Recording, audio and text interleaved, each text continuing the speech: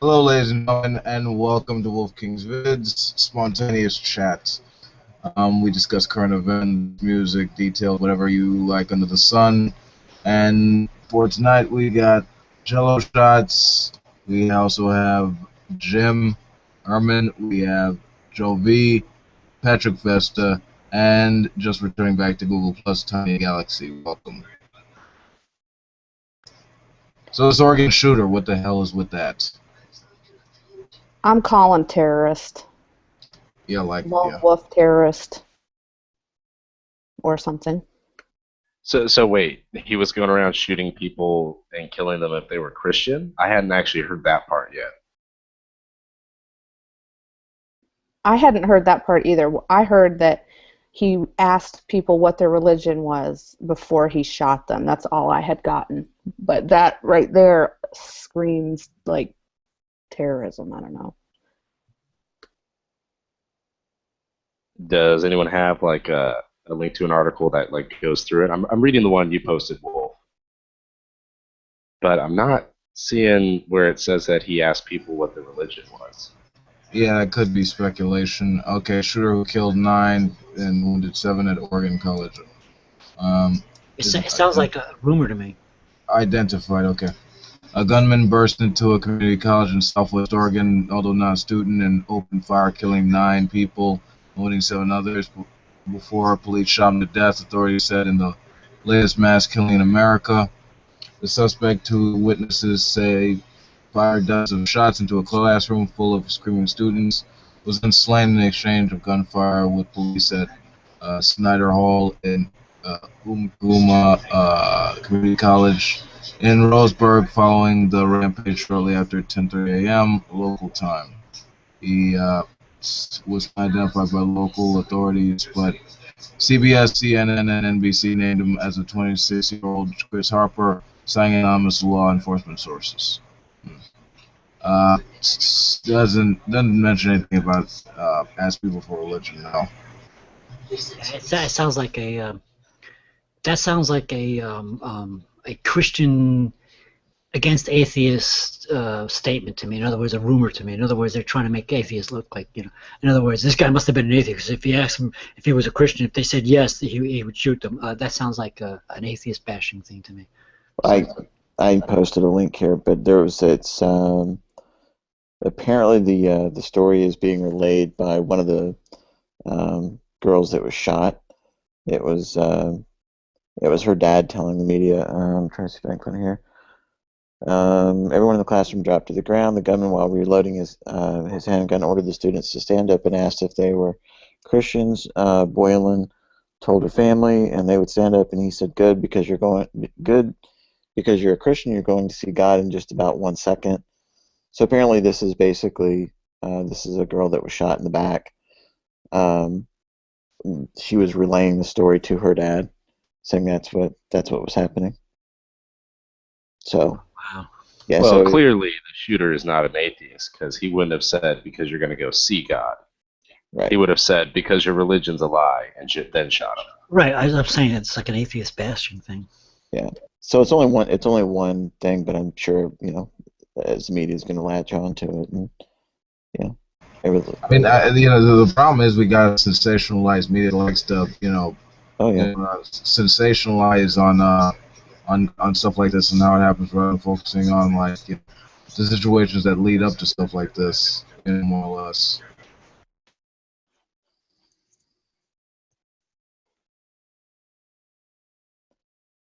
Yeah. All Christians persecuted in America, also Yes. persecuted. Yeah. Well, I think the thing that and of course this is going to, I'm just waiting for all the conspiracy people to start latching on to it. And the problem that they never seem to figure out is that, just like Wolf was saying, is that news media, in their rush to be the first to report it, don't bother checking their sources. They don't, not all the time, but sometimes they don't. They don't do a good enough job, and so they report stuff, and then they have to come back and take it back, and then of course, the conspiracy people go, "Oh, look, see, they reported it, and then they took it down because they realized that we found out about it." No, Well, because they had to retract it because they figured out it was wrong. It Yeah, looks that's like I can he was- already I can already hear the dumbasses saying that this is gonna be a hoax. You know. yeah. Well, yeah. The worst ones that were saying those kids that were shot in San Diego, that was the worst one. That was the worst people. The people that were saying that was a hoax really pissed me off. It There looks are like he there are was those. a conspiracy theorist, Yeah, I hate conspiracy one of theorists. those Christian ones. I have a passion of hatred for conspiracy theorists. That would kind of explain his mindset of, okay, I'm glad you're a Christian. You're going to go to heaven now and leave this terrible world we live in. Because people like this guy, it seems like, I'm looking at, people have been digging into his Twitter account and stuff like that, and he posts stuff about the Sandy Hook thing being a hoax, and typical fucking nut job. Yeah, yeah. It's a shame. It's a shame. I don't even know what to say about it. It's like the worst of the conspiracy theorists, the terrorist himself. I think all the people that are on the internet who do all that fear-mongering bullshit have blood on their hands when stuff like this happens. Because there are plenty of them who do it knowing that they're full of shit, and they're just doing it for the popularity or for the money or, something. You just earned yourself into my circles. I'm gonna have to figure out a new circle for you now. Woohoo. The awesome circle. Yeah, the really cool. I have a circle actually called really cool people. I'm gonna have to put you in that one right away. I mean, it's not even that. I mean, gun regulations in this country are they're too lax to where any crazy guy could get a gun, walk into any public venue, and just end up shooting. We've seen it with schools. We've seen it with freaking movie theaters, with churches. Cafes. Basically, anything they can walk in and just shoot up. That. They can do that. I mean, the real thing is not being addressed, just being swept under the carpet as if it's not important. The only reason like all these things tend to happen is that America has more guns than any other country, and they're so lax that any unbalanced person can get a gun and kill someone. Yeah, I agree. And you know me. I don't own a gun myself, but that doesn't mean I don't think it's right to own one. I just have this hatred for the stupid shit that goes on. Like when a shooting goes on, they start talking. Oh yeah, well cars kill people too. Yeah, there's obviously a problem here with people. Let's try and figure out how to do something about it. Like for example, I tell my friends who are gun owners, and these guys aren't part of those people. But I said to my friend, listen, you're not one of them. Why don't you get up and say, listen, jerk-offs, I own a gun too. I own guns too. You people are making me look bad. And I told him this. I said, so why don't you stand up to these people, this NRA, and tell them that they're doing it wrong. But the people that are what I call responsible gun owners, including my friends, they don't seem to want to get involved.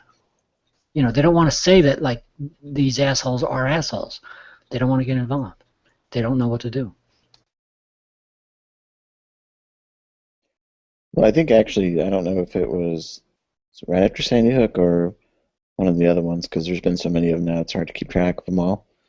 I know that it said that there was a large majority of NRA members actually were in favor of increased security checks and things like that, but they got pushed down by the more vocal minority of them that basically said, oh, if we do this, then it's going to lead to all these other things like confiscating our weapons and all this different stuff. And yeah, that's the conspiracy stuff. Oh, they're going to take away my guns. Well, the funny thing, I'm not a gun owner yet, but the thing I think about when I hear people say that, like I'm in favor of you owning a weapon if you feel like you need to do that. I'm not going to tell you that you should have it taken away. But the funny thing is when people say that, oh, I'm going to do this because it's going to protect me against the government. Do you realize how many different ways the government could kill you if they really wanted to kill you? Your AR-15 is not going to be any match if they're flying drones over your house. Yeah, it's just a lot of nonsense. It's like they're going to take away my toys. No, they're not. And Even if they allowed you to it's keep. an insult. It's to me it's a severe insult. When I hate to I'm sorry that I'm using this as the prime example because it's the most publicized, the Sandy Hook incident with the kids being shot. It is a shame to me. It is a crime. It is a. I'm an atheist. I'm a hard-nosed atheist, and I'm going to say this is a sin to me. To turn around and say this was all a staged fucking Hollywood performance. It is an insult to the families that the kids had died. And in other words, excuse me, these people died. These kids got shot. There's obviously a fucking problem here. You people need to say, okay, I'm a gun owner, but I wouldn't promote this sort of thing. What can I do? What positive thing? What sensible thing can I say that could change this attitude? No, instead they all jump on the bandwagon of the take away my toys bandwagon, and they all act like a bunch of fucking assholes, and we're not getting anywhere. There's obviously a problem. I don't have the answers. I'm not even a gun owner. I don't have the answers, but I do know there's something wrong here. And I'm not against owning guns. I just don't own one because I don't see that I need one, you know, that sort of thing. But that doesn't mean that I'm against all gun owners, because I have very good friends, very generous and good friends that are gun owners. And I don't tell them that they can't own these guns. You know, I'm not like that. But there is obviously a problem here. And nobody who is what I call a responsible gun owner, those responsible gun owners are not stepping forward and saying, wait, something's got to be done here. Well, Patrick, to a point you made, just to mention something real quick here, is that the people who believe these shootings are conspiracies, you have to remember is they don't believe anyone actually died. You know, But that's just it. It's an insult. That's how they rationalize. I know, but that's how they rationalize. stupidity. It's like, oh, I'm not being mean. I'm not doing anything horrible against all these people that died, because no one died. It was all fake by the but government. that's just it. It's a mental disability or something. It's sinful. I'm an atheist. I don't actually believe in sin, but you know, if there was any definition of sin, this to me is the biggest sin. To sit there and deny that this is actually happening. It's like a mental disorder, and it's a shame. What's a bigger shame is that the responsible gun owners, the people who do have sanity, are not stepping forward and saying, listen guys, you conspiracy theorist assholes, this is actually happening, and you are making me look bad because I own guns, and you're making me look like a fucking jerk off. No, I definitely hear you. The people who take their gun ownership responsibly and treat it, you know, as if an adult, because the problem is yeah, some people really do view it as a toy. It's something they bought with their money and it's theirs. You can't touch it. You can't tell me what I can and can't do with it.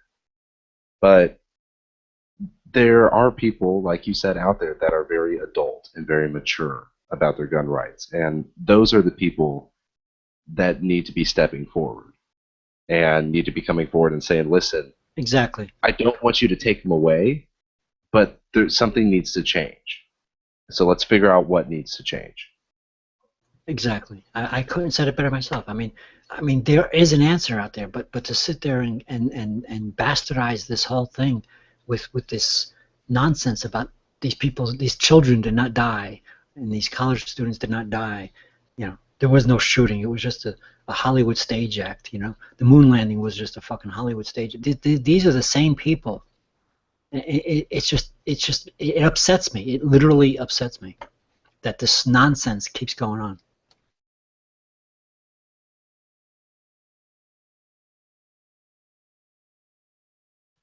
I am just so happy, though, that the shooter was not white. Can we just take a step back? And I was getting really scared because a lot of the shootings were white, and then everyone was looking at white people being like, come on, guys, get your shit together.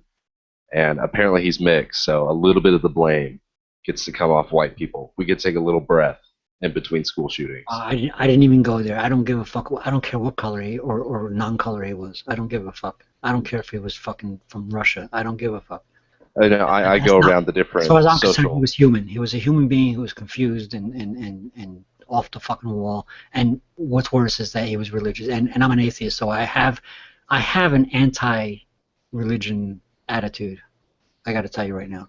And this was, considering the last article that was read to us, was, again, as always, it seems to me it's always religiously motivated.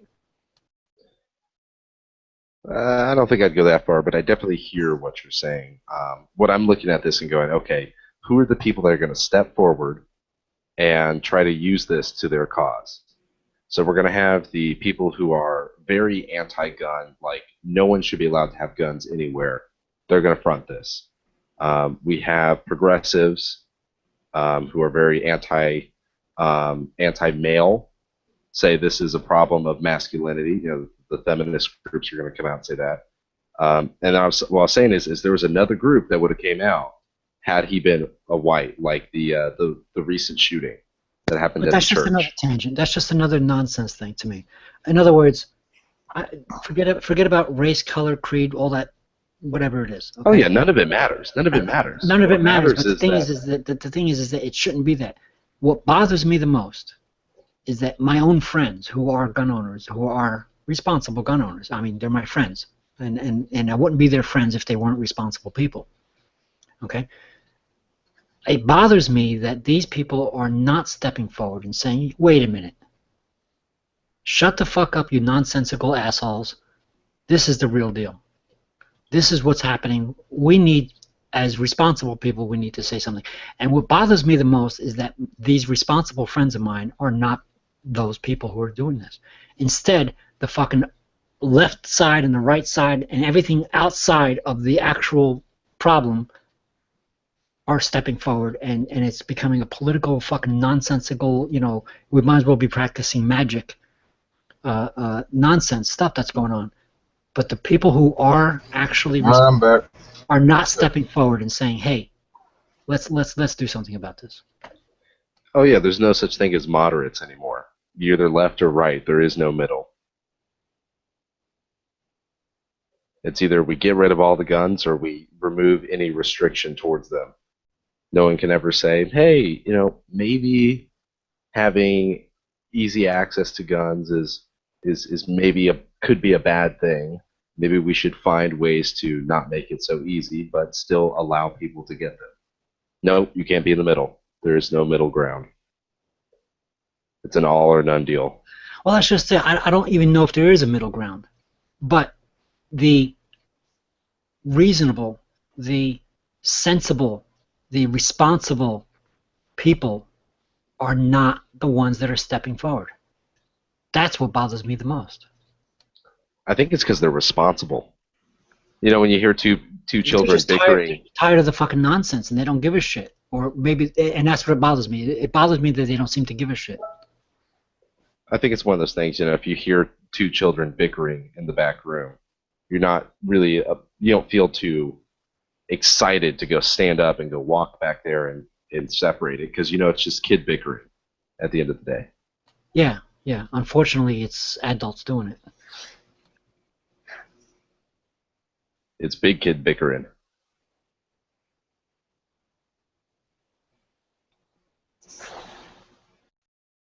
And the nonsense, like they're going to take away our guns, and that we can't let them do that. Obama's going to take away. No, they didn't do that.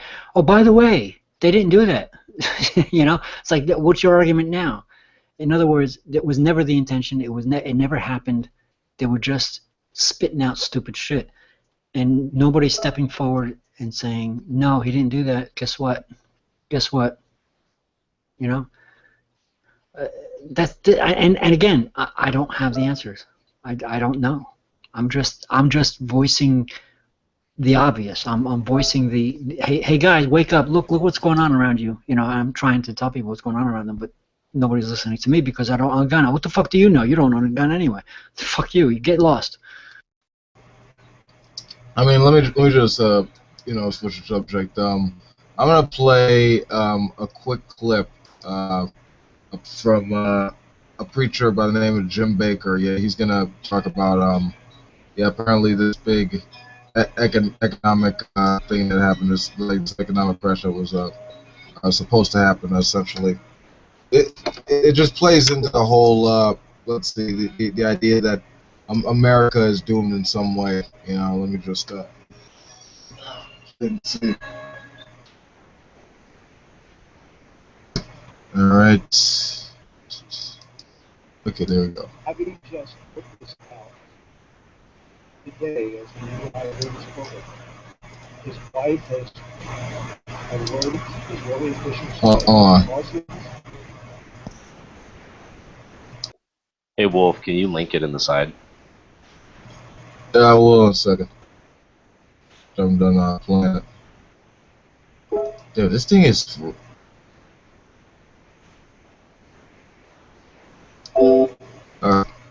From the Middle East are bragging that they have infiltrated every Christian church in America. It's over as far as your time to get ready. If there is going to be a crash on September 13th, you're waiting for the money. Be prepared.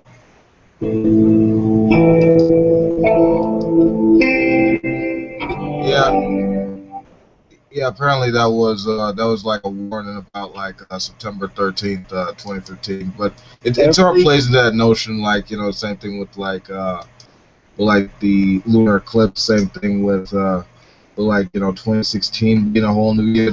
They feed on this whole fear mongering type of role. This whole you know, oh, society's going to shit, the world's going to shit. Never mind any of the ways to actually make it better. You know, that takes work. That takes actual critical thinking.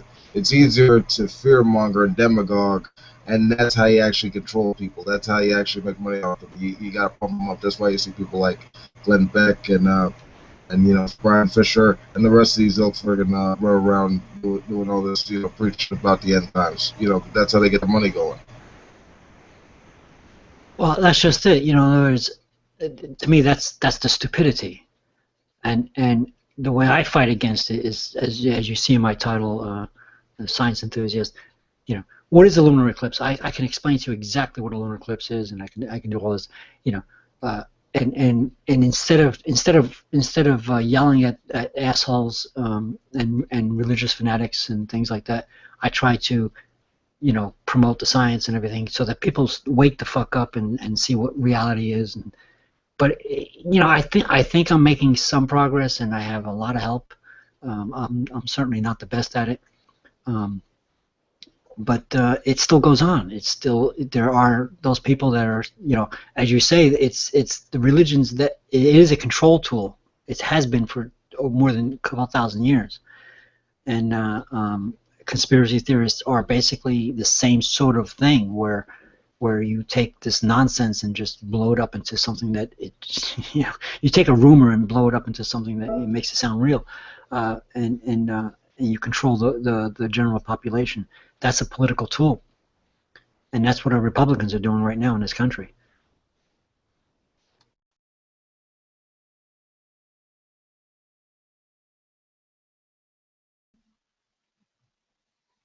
So wait. This guy said it was going to crash on September 15th, right? Am I right? Am I wrong? I think that's what I heard. I don't know. It wasn't me. I don't know. This preacher guy, the Jim Baker, right? September 15th, 2015? 13th. The 13th, yeah. So I had a calendar in front of me, and I was like, oh, wow, that's only in a couple, you know, it's like in almost 2 weeks. And then I realized it's October. So. Oh yeah, yeah. That's the laughable thing. The laughable thing is that like every other month, some other proselytizer will come up and say, yeah, the world's going to end. Repent now. It's going to end tomorrow. And tomorrow comes and it doesn't happen. And now they go, oh wait, I was wrong. It was going to be, you know, next month. And it's going on. It's like, and nobody realizes the stupidity of it. Well, if they keep I've guessing, survived so eventually many they'll get ends it of the right. world. Wait, Tanya, you guys both talked over each other. What'd you say? Sorry. Oh, I was just saying I've survived so many ends of the world. I've lost count at this point. It's crazy. I used to believe yeah, it. it is a racket. You know that they will they'll come out with some. Oh yeah, this year's gonna be the end. You know, don't donate your money, take this stuff. You're gonna need the survival kit and all this shit. Then when it comes, you know, they just disappear and they resurface with the same shit over again. It's a racket. The superstition is a good, lucrative business model.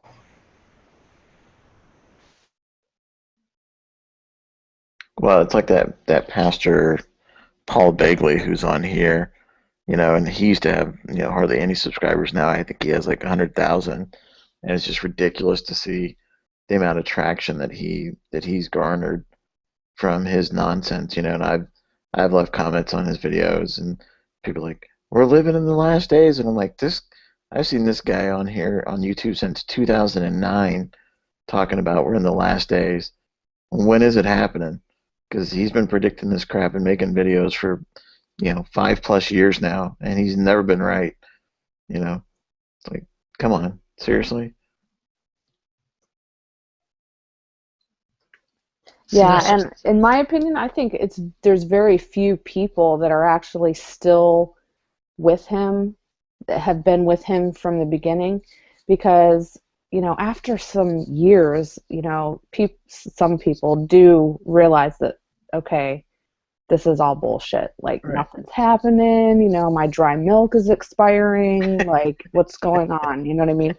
So he and people like him really do bank on the new people who are just starting to become awake, Right. and all of this stuff. It's well, thank goodness for those people that do finally wake up. Yeah. It kills me when I see like people that I know, like on Facebook or whatever, who are Christians and stuff. I'm just saying, start going down that road, like, because I can see it.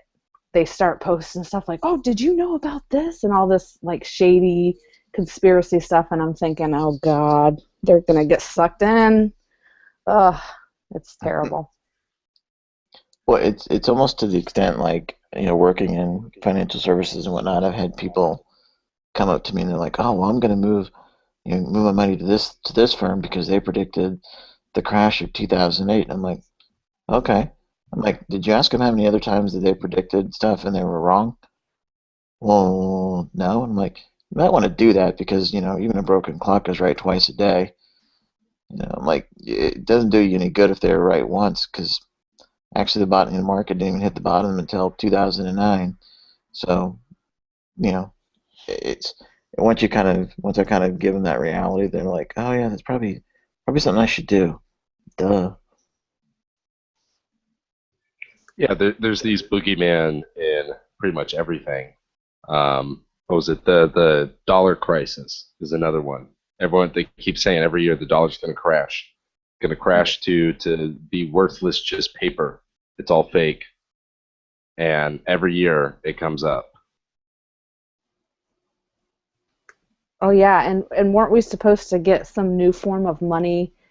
But that was going to happen after Canada and Mexico, and we all Yeah. became the North American Union. The And Amero. we're going to have the Amero. That's right.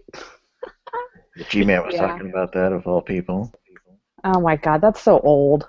That's Seriously. like he was trying to tell. That's like the first time he and Gus ever got into their first little tussle they ever got into, and G-Man was trying to tell Gus that Canada was part of the United States. Wow. See, I can understand. Like, the only thing I can say about that guy is this: you cannot tell him any fucking thing. Yeah, well, I can understand. Thousands of years ago, when people didn't know, even if it was just 1,000 years ago, people didn't understand certain things.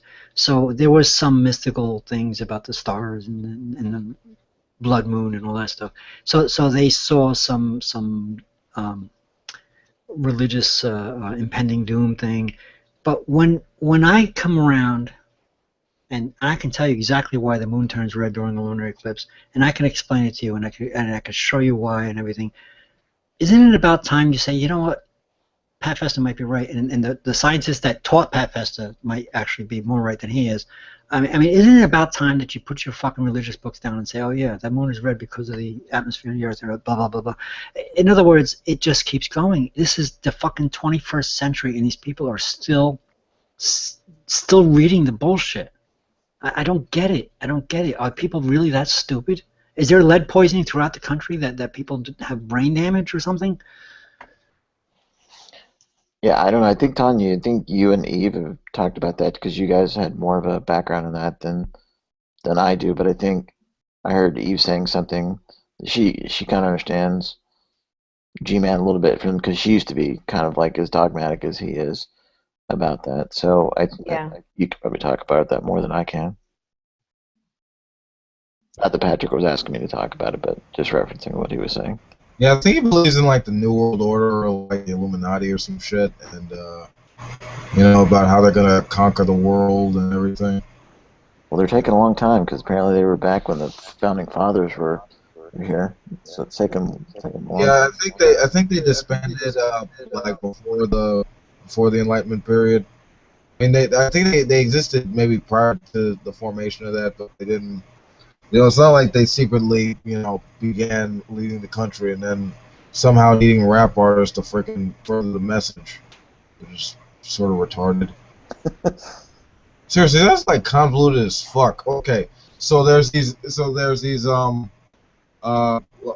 these idle white guys who are intelligent and smart, but in this cult. So they serve as the Knights of Templar. Then something happens. They get disbanded. Then somehow they lead. Somehow they're leading America. And throughout that history, when they get to contemporary modern times, they need rap artists to further the message that somehow they're in control, and through subliminal messaging, they own the people. What the fuck? I mean, people like entertainment. You know, like that, like rap music. That's pretty fucking awesome. All right. Also, historically speaking, you can measure this stuff. There are facts and bases for that shit. And Baphomet is nothing more than a fucking design character by some fucking guy from Europe that was into magic and shit. But otherwise, the symbol's just used for atheists that like to troll Christians. Remember that? I'm sorry. What symbol were you talking about? I was talking about Baphomet. You remember that like Baphomet statue in Detroit?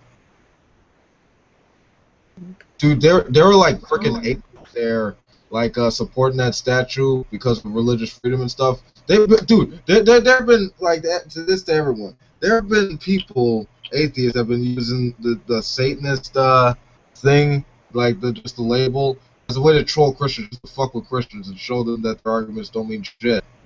You know, from having like you know, the statue of Baphomet in areas to like Oh yeah. like I don't follow them because I don't like what they do. But yeah, to fight and also to fight reproductive rights, like you know, overturning the waiting period and stuff, and other things. You know, it's yeah, good. It makes sense yeah. that I don't. You know what it is? I don't like those people because I come from the philosophy that two wrongs don't make a right, and I dislike these people. Even though I know that they're atheists and they're promoting this Satanism thing just as a joke. No, dude. It's a trolling thing. It's a trolling. Yeah, it's a joke. It's a troll. It's a yeah. I dislike that attitude. I steer away from them because I come from the you know, I'm an old-fashioned guy. I'm 56 years old, right? So I'm like, okay, two wrongs don't make a right. This is fucking bullshit. If you want to teach somebody something, teach them something in the reality way. Don't sit there and do the opposite just because you think it's funny. In other words, it's a trolling thing, and to me that doesn't teach anybody anything. It just makes it what's the word I'm looking for? It exacerbates the whole problem. I wouldn't say exacerbates. I mean, it's a good argument. You know, like that's that whole democracy thing. You know, they can't basically employ their own religious liberties without letting others in. You know, freedom of religion means freedom from it. You know, and no party is fucking excluded from it. Yeah, I can see the point, but to me, I think the point is lost in the stupidity. You know, I'm a realist. You know, again, my title says it all. You know. Yeah, I'm gonna have to agree with Wolf here. I think it's absolutely hilarious. The point of it is not to is to show just how the greatest example I can think of is like a Christian saying you're gonna go to hell, and then you say, oh, I can't wait. Yeah, You I mean, know, I see the humor. I see the humor. yeah, it's the point. No, guys. But how do you think I felt when Matt Slick completely lost his fucking mind over my avatar? Oh, that was I watched it and rewatched it. I thought it was the funniest thing in the world. I missed it. He got so fucking mad. You realize that's the devil, right? I am offended by your image. Yeah, go watch Jeebus, you fat fucking ugly bitch. Man, your freaking daughter is more of a man than you are, and she's like a pretty ass lady. It's amazing she can tolerate your dumb ass. She's a pretty ass lady. Yeah. And apparently I say more man in the sense that like she's more realistic than his stupid ass. she likes black guys, Wolf. So there you go. Yeah, cool. Yeah, shows you where the Bible gets you, right? Right. Yeah. Get you to black guys. I actually talked to Rachel. She's actually a pretty cool chick. Better off without her pain in the ass, funny ass dad controlling her mind with that bullshit precept he be using. Gets him all his little fanboys all around, like jerking him off every time he's in Timmy's little hangout on Sunday. Well, I saw some other, like, I'm going to change the subject here for a second. I did see, apparently Experian and T-Mobile got hacked. That makes me really comfortable knowing that a group of hackers has got my social and a bunch of other data now. That makes me feel really comfortable. Oh. Do they also have your Ashley Madison account? No, that one's safe. Thank God. Yeah. Hey, I'm gonna do a random quote by somebody. I'm unloved. When I was young, a relative shaved all my hair off and then urinated on me. And at that point, I never felt more unloved than anyone in my life. Jason Burns. Got you, you win. You freaking win. It took me a second, but I knew. I was like, I'm still somebody lost. really did that. Who the fuck was that? One of the few videos I've actually watched of Jason Burns was that one. Part of me wanted to feel bad, but I mean, come on, that's random as fuck, right? What the fuck? His relative shaved his hair off and then took a piss on him. What? I don't know, man. That's weird. I'm kind of wondering what context would that come up I on. think it's weird for all parties. I usually steer away from that shit. I guess that's why I didn't say it. Were they just like chilling on the couch watching a movie, like, hey, I want to shave your head and pee on you. Is that cool? Yeah, bro, go right ahead. Was it consensual? It's all like what you're doing, you're shit-faced drunk, you forget where you are. I think you said it was like a cousin or something like that. Is that what it was, Wolf? I don't know. It's fucking hilarious. It was back when Jason was into that kinky shit. Gus. So, hey Gus. How you doing? My God, I can hear you today. Oh, what? No deedle. Yeah, Deedle, not so far, but I'm waiting for it. So, just before Gus Hi, came in, Tanya. I was about to ask everybody in here. I take it, from the way you're talking and the way you're basically agreeing with. I agree with all your sentiments. You guys basically are all atheists, or at least reasonable people.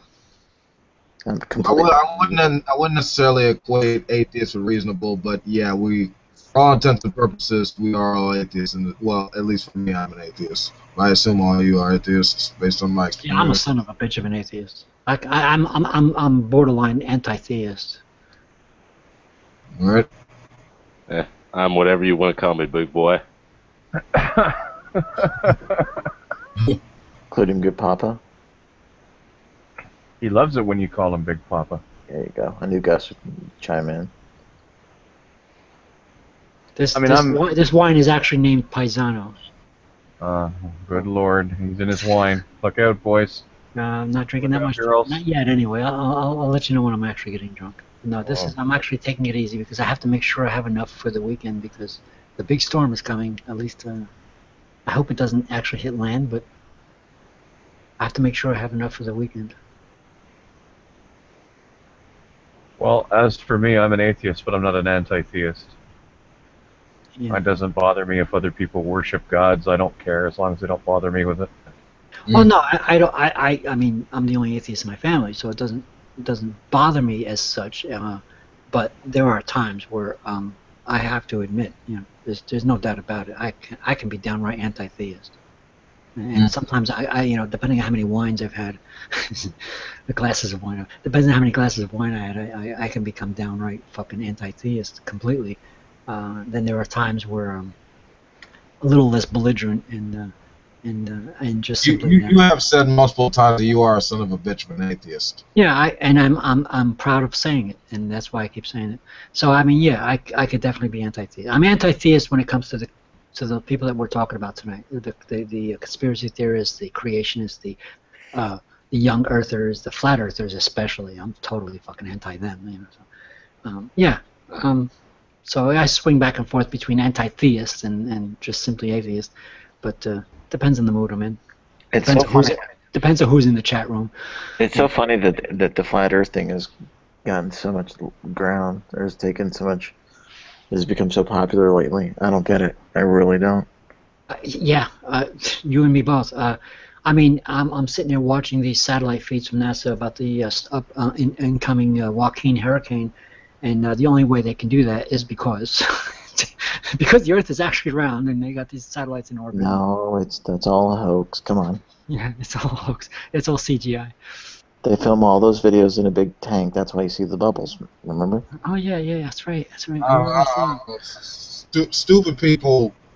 They may very well be trolls, but then again, black people do make the best trolls. But black people tend to, we tend to do that more. Speaking of which, Christian Anarchist is going to be debating Arcane Logos, our conspiracy theories, the cults tomorrow. Watch that shit. That'd be fun. I just wish, sometimes I wish, going sci-fi on you.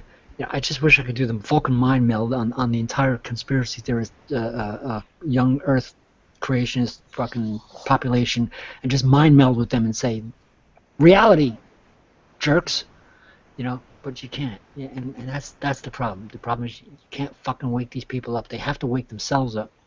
And all I can do is try to supply the... So you would Borg their ass, basically. You would Borg them.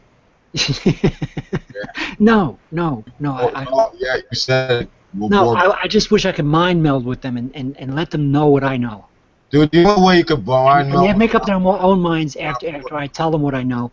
But the only way to tell them what I know is to actually transfer the data in my head to theirs. That trick is for abortion. You will Borg with you. Yeah, that's right. Abortion? Is that what you said? Yes. No, I'm not, but that's pretty funny. War. You damn Gus, I was going to ask you, resistance is futile. Did Trey reply back to your post about Planned Parenthood? I don't know. He said a bunch of stuff, and I stopped listening after a while. Why? I just wondered. I saw that, and I appreciate you posting that. I hadn't seen that, and I thought it was pretty telling. I just didn't get a chance to go back and look at your post to see if Trey had responded or not. So since you're in here, I thought I'd say myself the legwork to want to look. Trey doesn't debate me anymore. He doesn't like it. You talk too much. I make him feel oogie. I talk too much. Are you like a radio host? I think I am. I often wake up. I often black out in the middle of the night and wake up with a microphone in my hand and he's just a couple of demo tapes in the other hand. Just a quick-witted northerner. Here's something for you guys. This is totally off the subject. That's not allowed. I'm sorry. I Also, I just have to no, let you go. I just have to no, let you go. Patrick, hold on. To you Eskimos, fuck you. Okay, I just have to let you guys know the stupid shit that goes on out there. Everybody in here knows Down's Corner. I'm gonna paste. I just copied something that he said about me in another hangout. He's trying to get me in there or something. I just want to show you the kind of stuff that these people talk about. This is the kind of stupid ass fucking cunt ragness that certain people do in these hangouts. And here it is. Vesta is a fucking degenerate leech. He doesn't even pay his kids' child support. This is Down's Corner saying this, by the way. Okay. People are gonna be dicks and lie. I mean, Yeah, that's not. I just want to, I just want to share the stupidity. Who is this? This is Down's Corner, bathtub guy. Kevin is his real name. I don't even know. He's the guy that got fired from his job because he's an atheist or something, because he's a teacher, So I just want to share it. I just want to show you how much I care about this. The fact that I'm still laughing, and the fact that I don't give a fuck that he's saying this. I just can't believe this is the kind of stupidity that we have to fight against. This is the kind of stupidity that How in the hell do you want to fight against this? I don't know. I don't know. Talking shit to you online. Just to share it with you guys to show how stupid this shit is. Dude, if you don't like him, just block him. I mean. Oh no! I'm not even gonna block him. I'm gonna keep him unblocked to share with everybody to show what an asshole some people can be. And he's my prime example right now. Tomorrow might be another person that's my prime example. But I couldn't help myself. I couldn't help myself but share this with you. I guess. You are a very emotional man, and I wouldn't say emotional. I would say passionate, and you have no sense of humor. No. That's the point. The point is, I'm actually showing you the sense of humor that I do have to show you to be able to share this with total strangers, to show you that somebody is actually saying this about me, and I'm laughing over here. This is what I'm trying to get at. This is like, think what you like about me. I have no sense of humor. I'm sensitive. Oh yeah, well I am sensitive. That's true. But I'm I just couldn't help myself because he's been doing this all night, by the way. Hours before. No, it's fine. I'm just saying. Like I get it. Like some people can be dicks, and that's the case. But we don't like get to And that. he's an atheist, by the way. So I just want to. I'm a someone a bitch. I talk with the individual you're referring to before. In other words, I'm trying to show you that I am an individual. Just because I'm an atheist and he's an atheist, that doesn't make us the same. Yeah, I figured that. Okay, let me change the subject. It's starting to get Okay, let's see. Oh yeah, climate change and all that shit. Yeah, it is too late. Alright, so let me get that.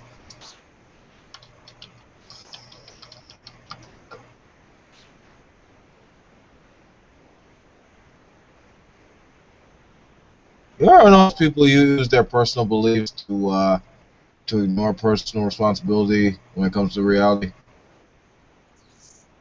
Wait, say that again. Wait. Yeah, I was about to say the same thing. Say that again. Little, little, little, little, little.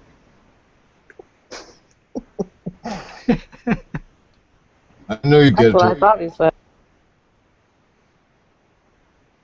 And there you go. Get back here. Alright.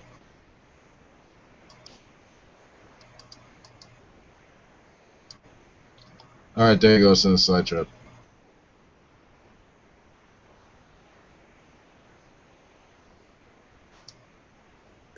Okay, so Rolling Stone is reporting that we have reached the point of no return for climate change. That's what it says. Well, that might be true. Look I at just that. wanna They know, have are a we gonna picture of die? a salmon. They have a picture of a salmon dying. They're doing nothing to help it. What is this world coming to? I know, what the fuck? Fish lives matter.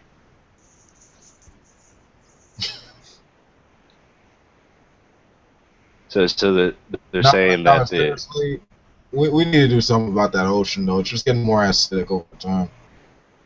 That's a fact. That's the reason why it washed up there. You know, it's affecting our food supply. They can't survive on that shit.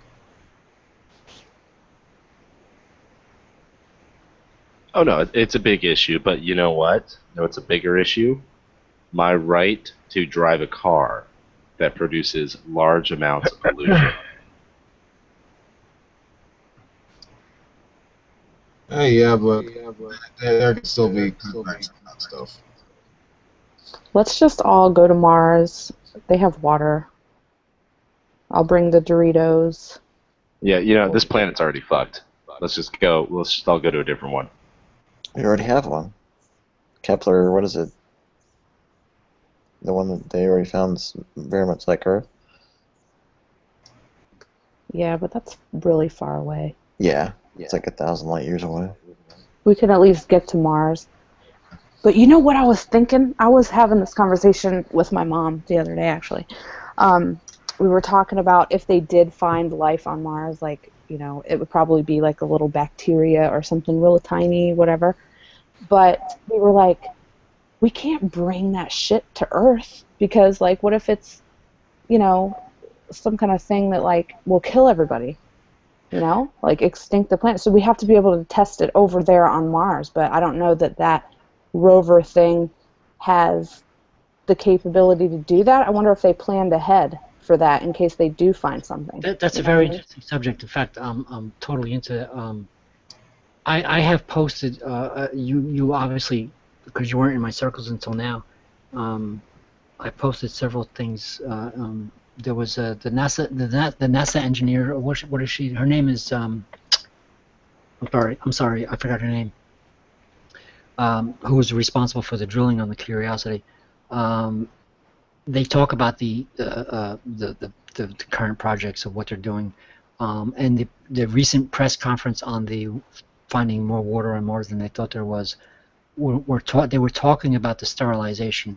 They were talking about the finding life on Mars with some instrument that might actually be contamination from us, that sort of thing. And they were talking about the idea of bringing back samples to Earth in the next couple of decades, things like this. There is in fact, a protocol of sterilizing ships that actually do land on planets, including Mars, crash land into Jupiter, things like this. There is a protocol about sterilization, and the fact is that you can't sterilize everything as hard as you might try. There's going to be some contamination. But it is an exciting thing to try and figure out if there is actually still microbial life still living on Mars, or even if we found fossilized microbial life, it would still be an exciting thing, because we would find that life is proliferant throughout the solar system, and that means it's more proliferant throughout the galaxy. There's all these. I'm shortening it. I'm giving you the Reader's Digest version, but yeah, they do think about this. No, I'm just saying, like, what you said is accurate. I mean, of course there's aliens out there, man. Like that's how we're able to build all those complex structures, all those pyramids and shit. No, we're not talking about structures and shit, because there isn't. It's not there. It's that conspiracy theory bullshit. Just throw that out there. I'm talking about actual what Tanya was saying was about the sterilization and the chances of bringing something back that we wish we didn't bring back. That is actually an actual thought amongst the scientists, and there is actually plans on bringing back some samples from Mars. But that's not going to happen for another couple of decades. But the point is, it is. In fact, they do have a protocol. In fact, we try not to contaminate other places. The reason why they crash landed Galileo into Jupiter was because they didn't want to contaminate the moon of Jupiter that they thought that might actually be capable of having some life on it. There are reasons why they do these things, and it's kind of weird, actually. And sometimes I disagree with the way their methods, but the fact is that there is an actual protocol about sterilization and contamination of not just us, but of other worlds, of other moons, of our own solar system.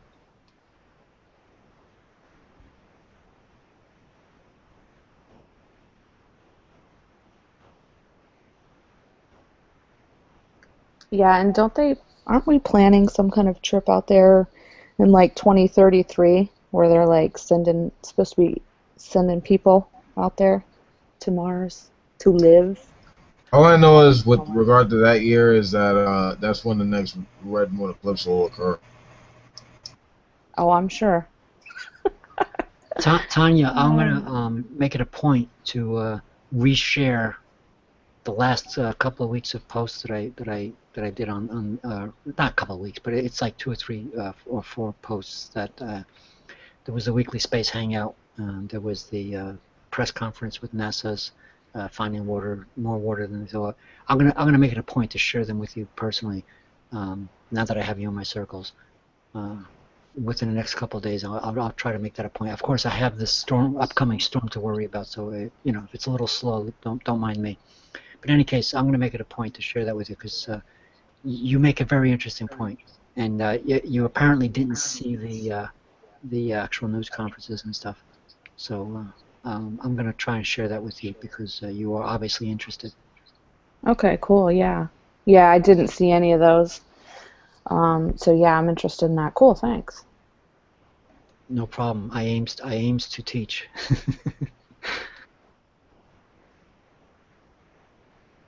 So that's part of my persona on Google and my Facebook groups that I've had for a few years, is to promote the science and to promote the reality, and the fact that you're interested, it just I'm all like giddy right now, like oh I got somebody else to show this to, I'm all like giddy right now with the idea that I'm going to show somebody else that is actually reasonably asking questions. And So, Patrick, you're all about supporting that scientific literacy, right, man?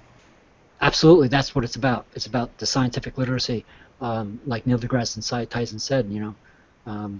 It's the literacy. It's the lack of literacy in this country that is the problem.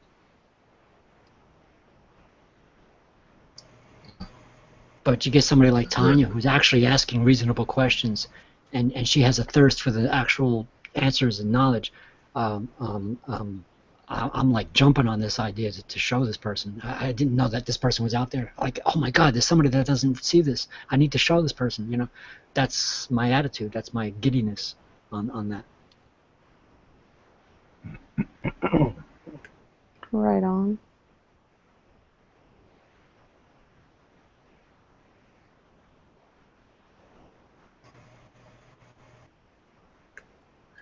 You think we'll see a head transplant in our lifetime? I'm just gonna bring it up shit. I mean, I don't know. They're planning for it apparently. I don't know. I'm that's a little off on the tangent on my field. A little too Frankenstein for you, I guess. Yeah, a little too Frankenstein. Yeah.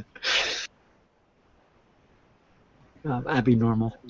Yeah, that's just I don't even like thinking about it. It's a little too Abby normal for me. Freaks me out.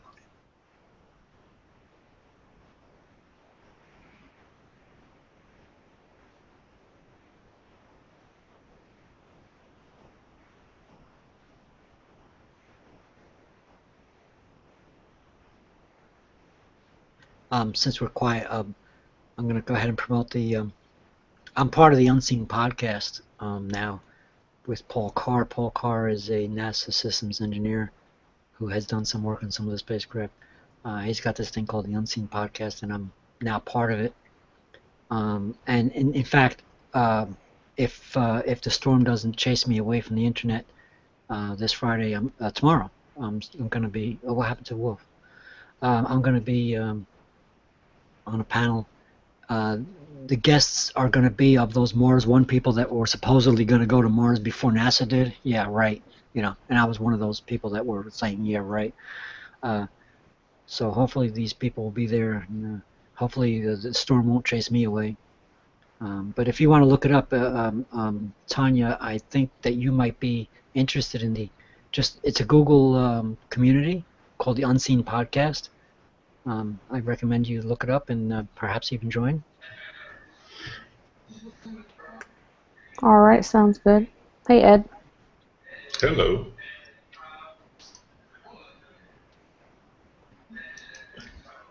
Can you guys hear me? Yes, Ed. Yes, sir. Loud and clear. Okay. And very, Yeah, very how's clear it to you. going, man? What's up, Wolf?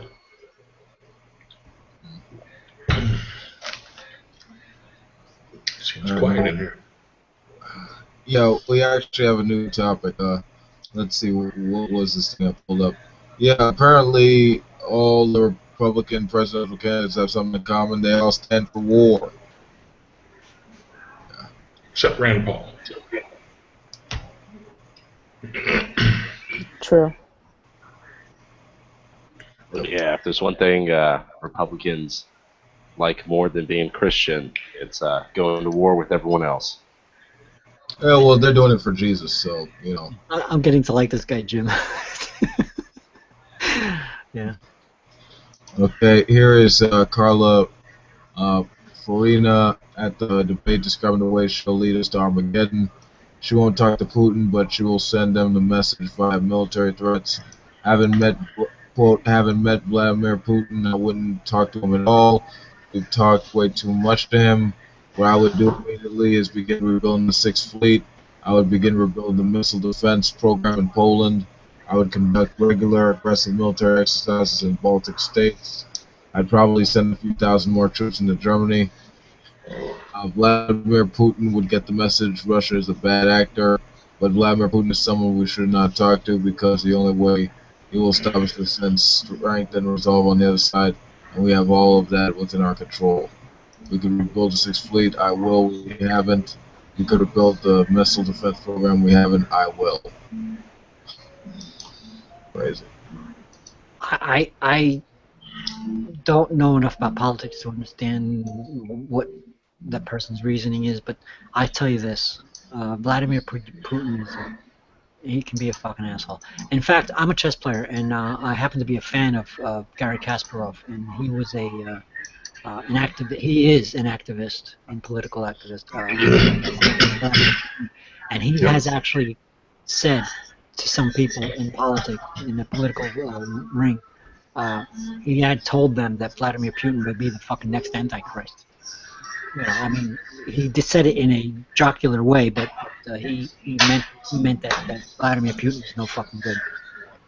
Well, I mean, Here's it's a guy bad. from Russia. I'm talking Garry Kasparov, the grandmaster chess player, who is politically active against Vladimir Putin. So I have a reason to believe that whatever the person was saying to you, or that the article, may actually have some points to make.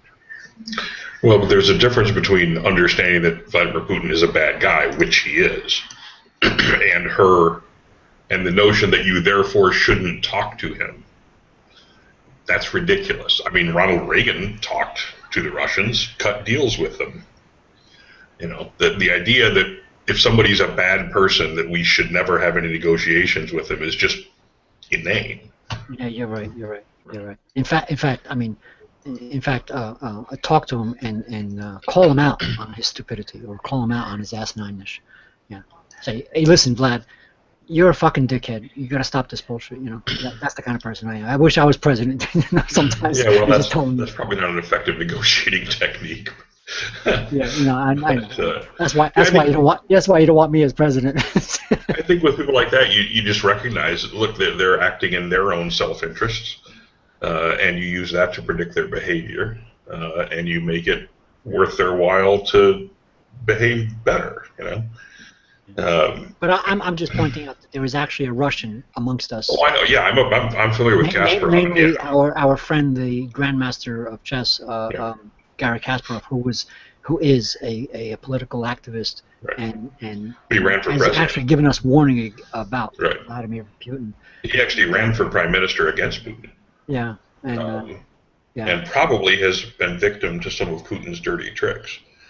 As well. So Putin is a very bad guy. There's no question about that. He speaks with a forked tongue.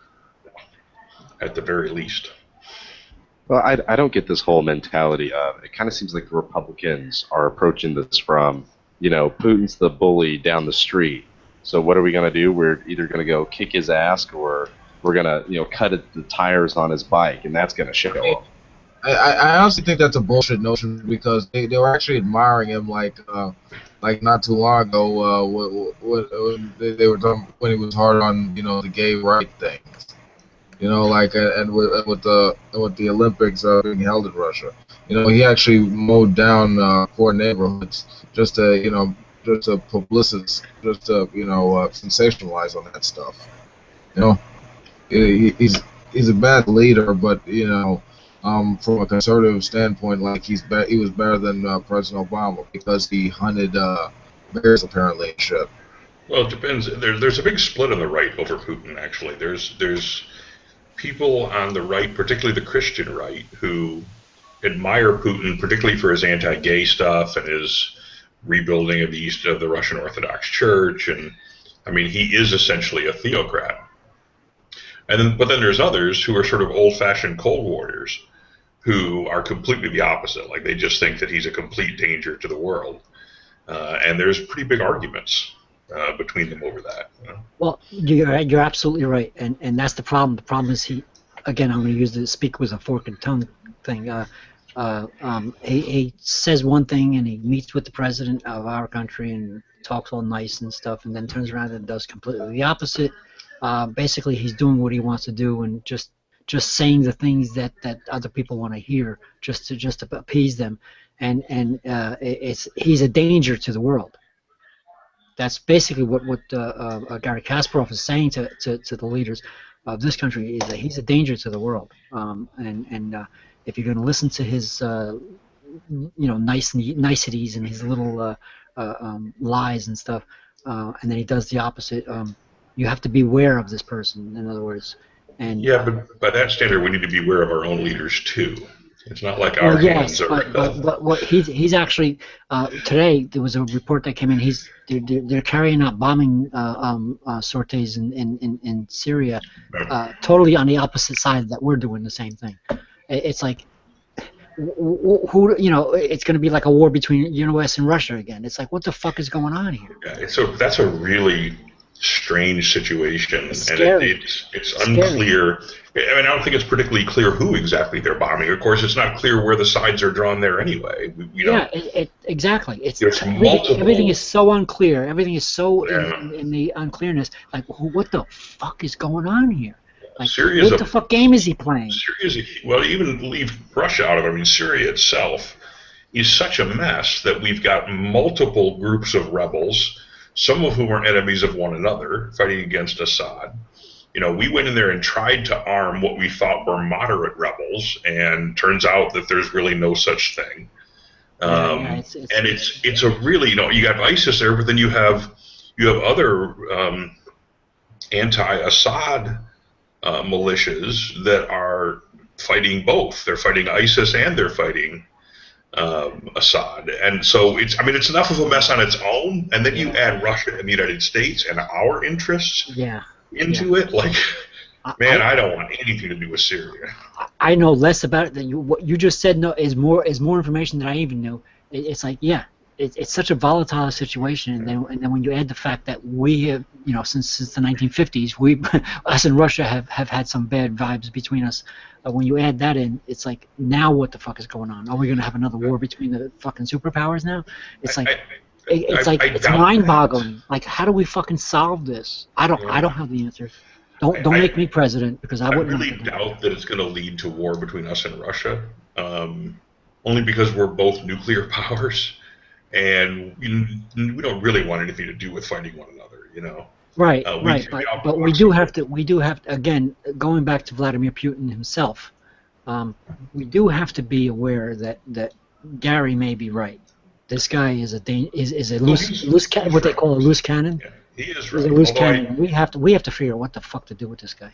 Hands off, I think, is at this point the thing to do is to just stay away as much as possible, so that it doesn't blow up into a region-wide war or anything like that. But God, I am shocked by this move by Putin. I didn't see him doing that, and it is very aggressive.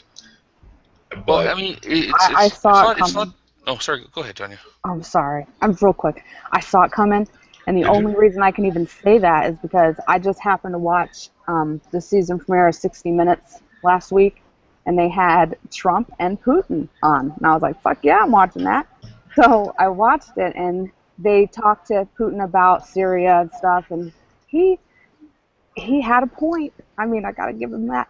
He said um, that he doesn't think it's a good idea to get the president or whoever he is of Syria out of power, because every time people do that over there in the Middle East, bad things happen.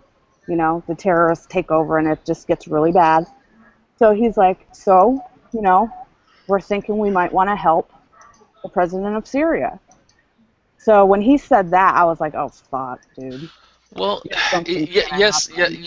yes, and no. I mean, the entire, well, it goes back like a lot longer than this, but the main kind of catalyst that kind of spun all this stuff off was the whole Arab Springs thing about, what was that, 4 or 5 years ago, which those movements did actually do, some good in um, changing some of the policies in countries like Jordan and Egypt and a lot of other countries in that region. Syria didn't quite happen exactly the same way. But to think that it's a surprise that Russia would support Assad, it's really not. No. I'm not surprised that he supports Assad. He's supported Assad all along. Yeah, all But along. I'm surprised that they're actually going in and bombing. That I did not see coming. Yeah, the thing Real with quick. that. One second, Patrick. Sorry.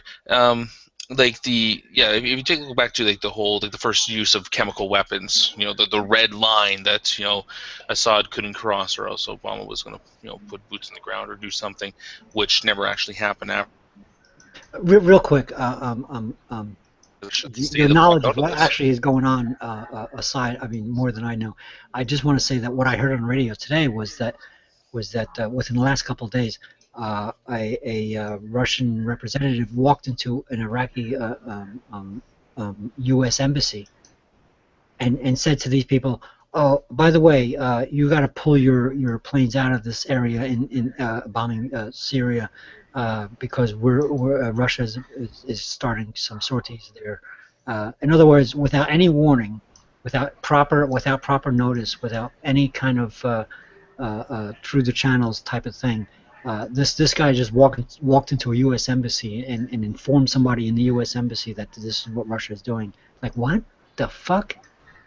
It's like this is it's like mind blowing. Like, what the fuck is going on here?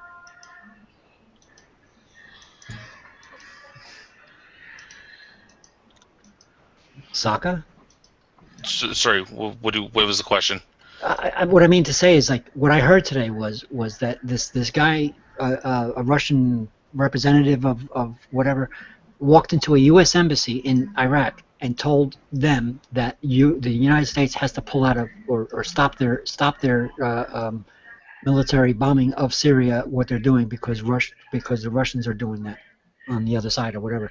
He walked in there within the last day or so, and just announced this an hour before they started this. Mm-hmm. So I'm like, what? When did this fucking happen? Like, so apparently you have more knowledge about the actual situation that's going on. What do you know about this? Okay. So the military operations are being kind of conducted by the U.S. and actually not just the U.S., but it's actually a coalition of many different countries, what is it? The U.S., Canada, France, Let's call it U.S. Russia, whatever, representative. all those countries there.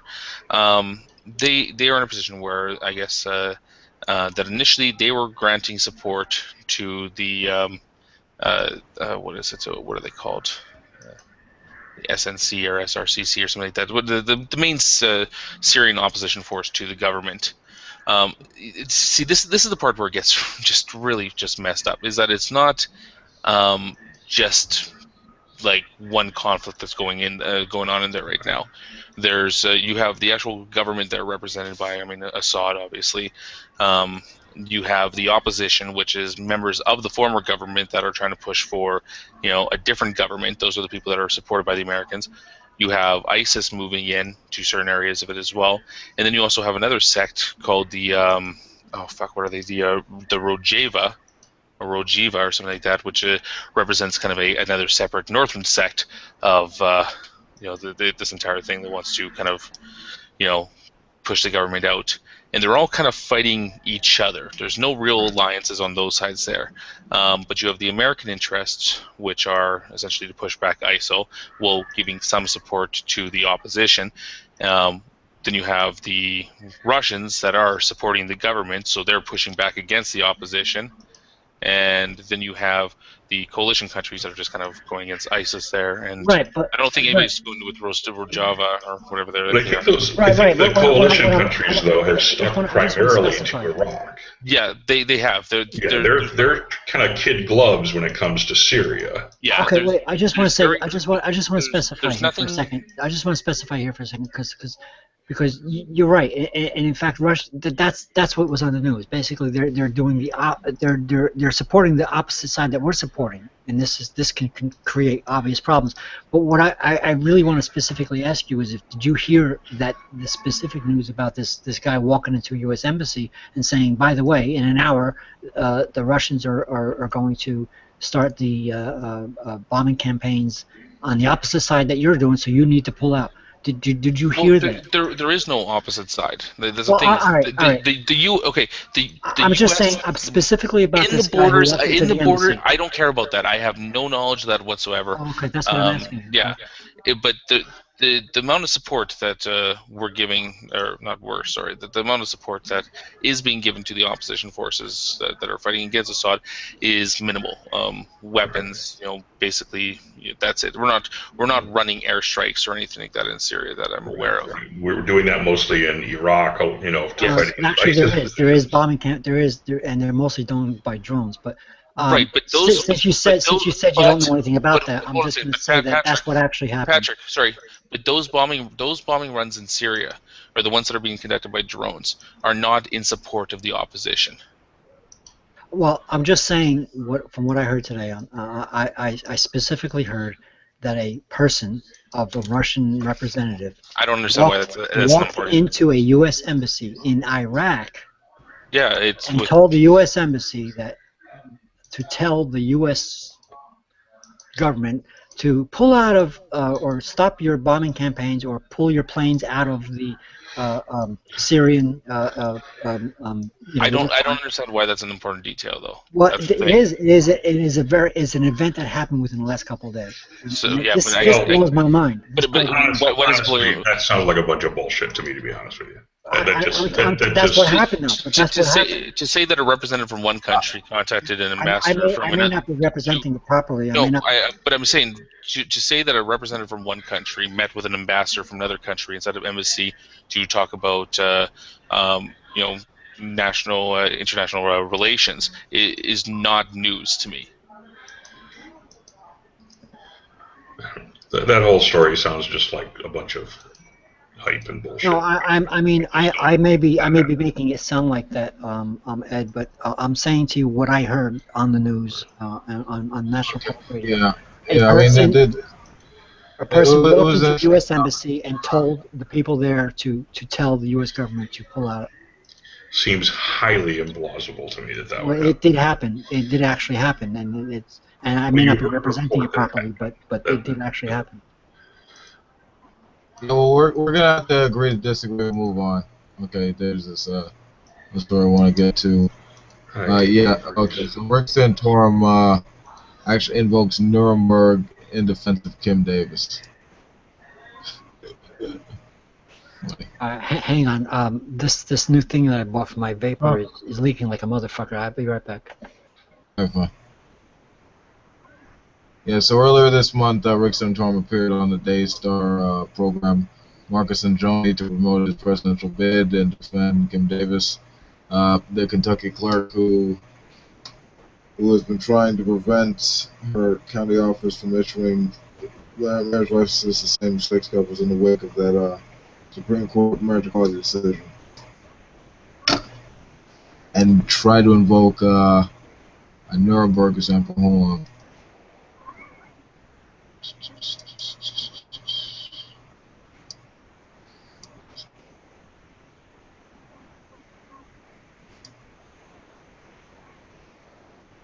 What is what's this? I said, Rick Santorum invokes Nuremberg in defense of Kim Davis. Oh, is this the thing that you just linked? Yeah.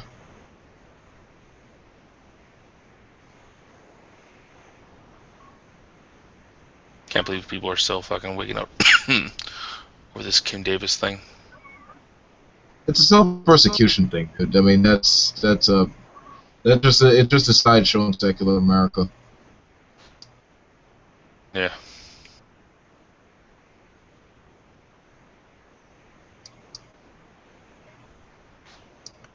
I think that the Republicans who got behind her, like, definitely sealed their fate that they're not going to get nominated. I thought that was a bad idea. Okay, yeah, so Santorum defended Davis, claiming that she should be applauded for her courageous actions and asserting that the Supreme Court's ruling on gay marriage is illegitimate since it violated biblical precepts. Quote, clearly the laws on marriage don't follow the natural law. They don't follow God's law. So in Martin Luther King's viewpoint, shut the fuck up. He would have said that this is a law that you have an obligation to resist. And that's what Kim Davis is doing. He said she is standing up and saying, I'm not going to fall under this law.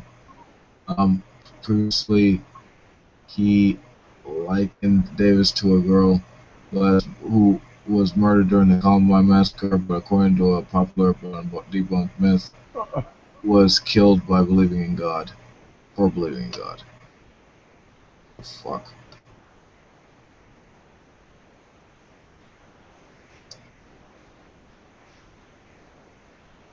Alright. That whole self-persecution thing is not working. That is a bad strategy.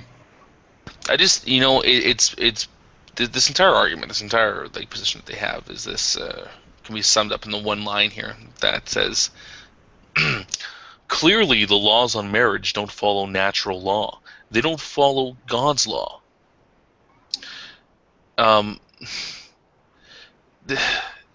It just, how is that clear? It's not. This idea that that marriage is this complete Christian construct between a man and a woman, and that's what marriage is. That's what marriage has always been because the Bible says so. And it shows this complete lack of respect for any person that doesn't hold any type of Christian values at all or Christian faith at all. I mean, how far do you want to stretch that? If a marriage is between a man and a woman, and God, then can non-believers get married? Can non-Christians get married? What Hindu wedding or whatever. The rules on marriage are set forth by the country, that they're living in, and if they find that within the Constitution that denying same-sex couples is the right to marry is against the law, then that's it. That's the law. Let's just go with it. Let's just move on. I mean, why should Kim Davis's particular brand of Christianity override the rights of every other person out there? And they seem to be totally okay with that. And it just I just don't understand this.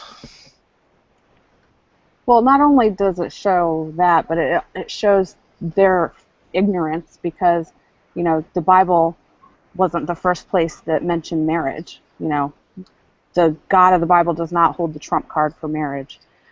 It was around, in every culture, really. So it just shows how ignorant they are. Right, but what do you think about? They bring it back to the Adam and Eve though, because if in their view, if Adam and Eve were the first two people, that was the first marriage. So therefore, God must have ordained the first marriage, and then I'm sorry, but Adam and Eve didn't exist.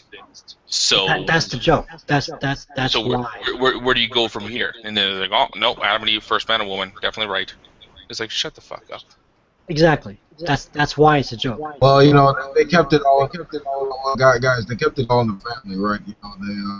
They had the first two kids, and then they fucked each other or their mother, and that's how after their god basically killed off majority of the population, and them had a gangbang, and that's how we came about. That's how that works. Magic and inbreeding. Well, yeah, I mean, all of that stuff that I, Wolf, I totally agree with. All that aside, all that rhetoric aside, the point of the whole Yeah, you thing, agree. You agree with inbreeding. the whole point of the fact that it is a problem, the whole point of the fact that it became publicized and people are talking about it, is because this woman has no right to do that, and it is because of that, and we could sit there and talk about the details all day long, but that's the point. The point is in the details. Well, I mean, she's a crook. I mean, she's breaking the law. There's no persecution there. If it's self persecution, it doesn't really matter. You're just your personal bias is ignored for the sake of societal progress. That's how it works. Yeah, But speaking of crazy, what state was this in again? I'm trying to remember here. I don't remember, but the point is, here's Kentucky. One second, Saka. One more second, Saka, please. One second. Really. I just want to get to the point that Wolf is sitting on here. The once clerk's, again, I'm not. The clerk's office, Kim Davis doesn't give authorization for people to get married. She's not the one that is, deciding whether or not people get married. She's not the person that's authorizing whether people get married. All she is think of it like this, like a witness, to make sure that the proper paperwork has been filled out. The office that grants the marriage license is the actual Kentucky clerk office itself. Offices can't have religious views. That's what I'm trying to say. In other words, okay, well, great. So if you don't interrupt me, so I can finish my point. How far will the religious side go to stick up for somebody who does not have the right to do that just because her voice said that I'm doing this on religious grounds?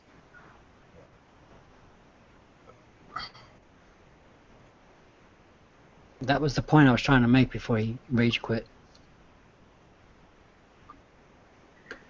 You kind of cut him off, though.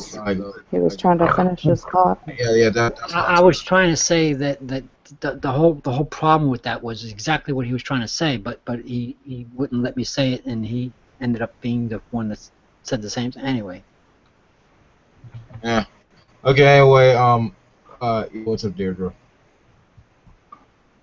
What's going on? Not much. Anyway, I made soccer. Any of you guys heard of Pastor Manning? Yes. Black guy? Yeah, the pastor that talked about let's see, like gay people like ejaculating in the coffee at Starbucks and the Stop Demon thing. Yeah, if he's the same one I'm thinking of, he also said back when Obama first got elected that Obama wouldn't finish out his presidency, that he would be assassinated or something. I think I remember him. Also that he unleashed homos on the black man, white homos or whatever, white homo demon. Yes. Yeah. Anyways, got a new clip. I actually played it on the last video, but I'm just gonna play it again because I think it's funny. Are you talking about your own self-hatred?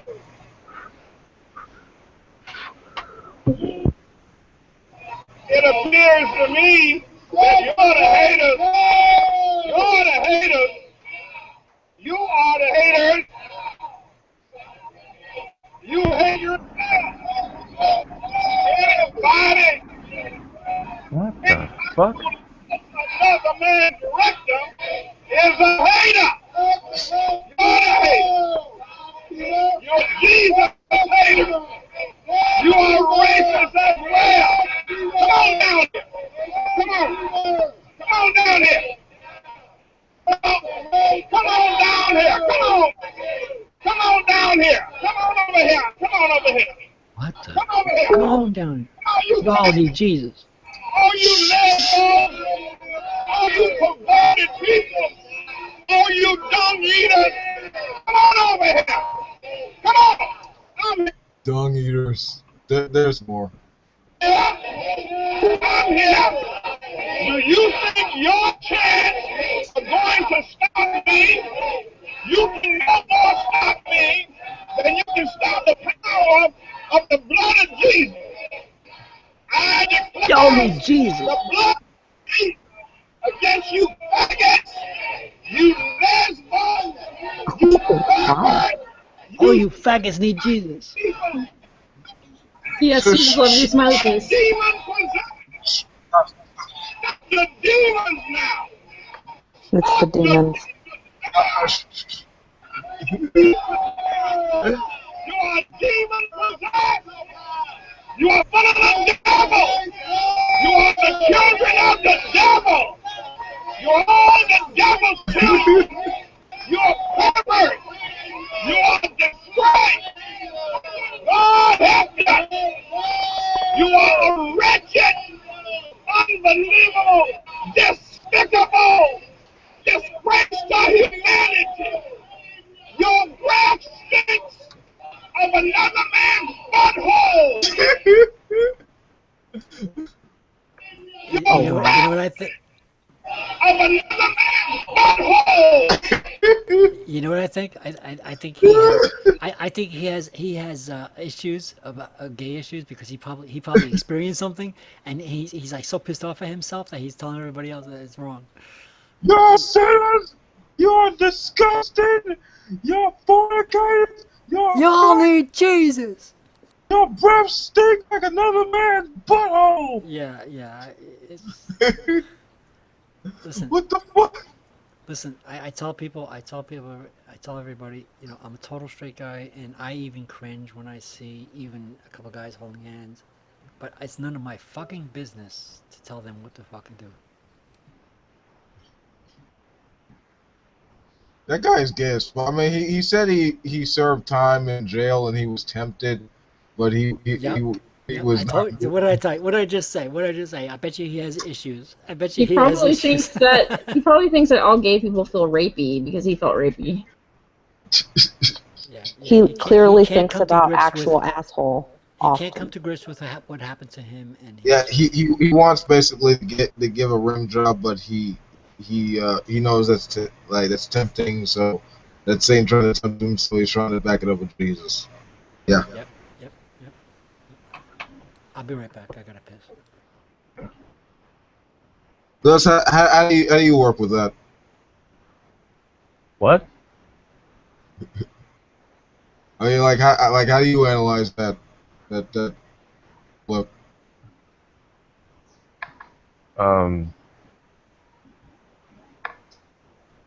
Yeah. Well, I think that, because he's one of those conspiracy nuts too, obviously. I think that, you know, Christianity, honestly, the way it is today with all these crazy fuckers, it's bringing out the paranoid schizophrenia that's just laying dormant in people. It like awakens it or some shit. I don't know. I'm convinced like it actually causes, I don't know if it causes the mental issues, but it definitely doesn't help, or you know what I mean? Like, I don't know. There's some kind of connection, maybe. So I would agree that you could see a connection with maybe mental illness and Christianity. Maybe if you could maybe connect it with the idea that maybe religious people are less likely to get help, and that's where I would definitely maybe tip my hand to you a little bit, or acknowledge where that might be the case, that religious people are less likely to deal with a mental problem as a mental problem. Well, with this guy, he's giving a real specific example. I mean, like, just listen to this. Your breath stinks of another man's butthole. You know, I mean, that's very specific. You know? I actually couldn't understand it. It needs to have captions for me. Like, he's saying your breath stinks like another man's butthole. He's saying this too. Oh, another man's butthole. Oh, so he's talking about rimming. Got it. Yeah. He's also talking about gay homo demons. I don't know, I just think y'all motherfuckers need cheeses. Like, I and I find that a still lot argue of or people something. that like to talk about demons, it's because they don't want to admit to their own issues, right? So I'm sorry, but I mean, well, I do think that there's spiritual. I mean, obviously, I'm a Christian, so I believe that there's spiritual forces at work and stuff like that. But I think if you're really demon obsessed, and the devil made me do it, and the devil makes homosexuals, and there's these homosexual demons of sodomy. I think you might be looking for something else to blame because you don't want to take responsibility, and so I think it's a very weird way to look at it, but I don't know, that's maybe it's a little harsh on charismatic people, but it just seems like there's always an excuse to blame something else.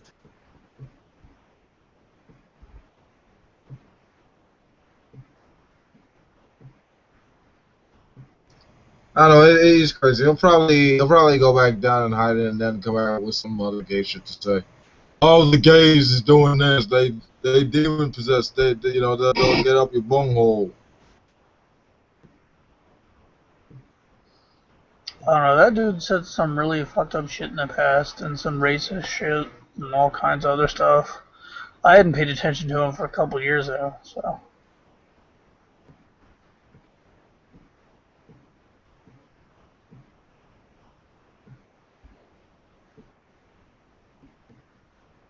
Oh, Tanya hit on an idea of, is religion harmful? Is religion a source of mental illness? And so I think most people have, like, even in the show Deeper Than Dogma, I think they came up with the answer of no.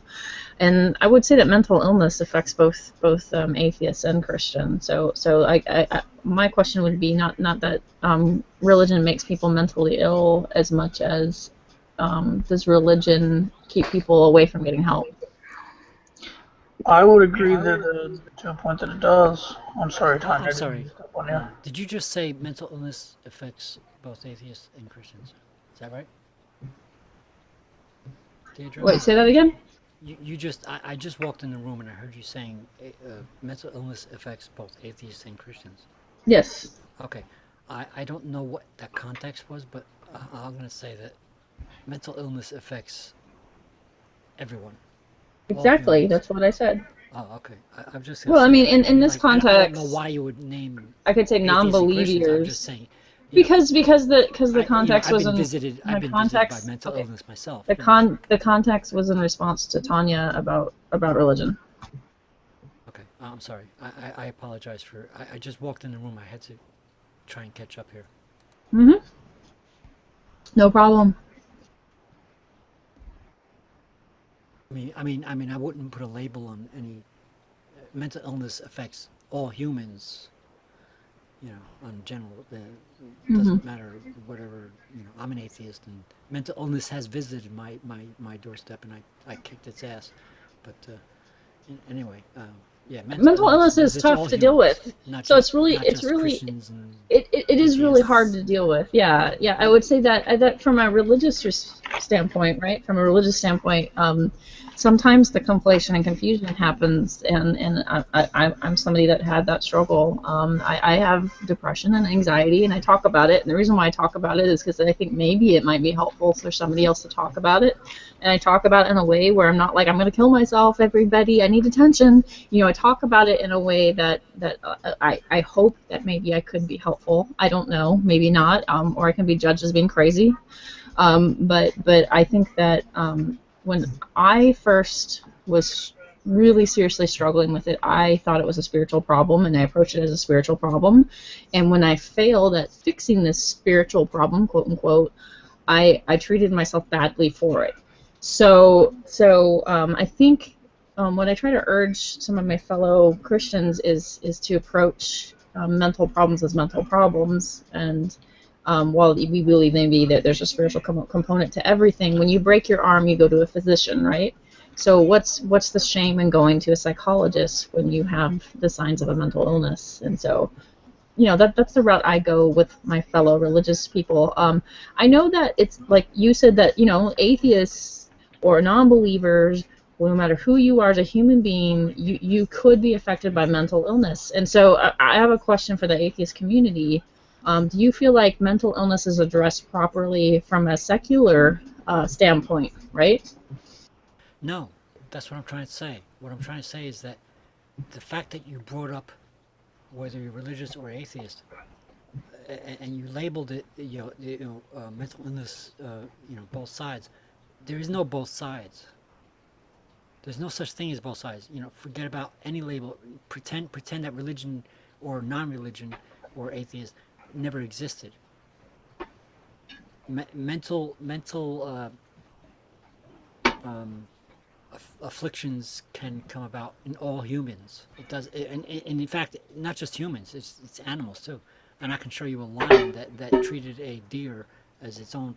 Never mind about that. I'm saying mental illness is a mental illness thing. It's a human. It's a and since we're human, we can intellectually talk about mental illness. So forget about the other animals for a moment. It's a thing that we talk about.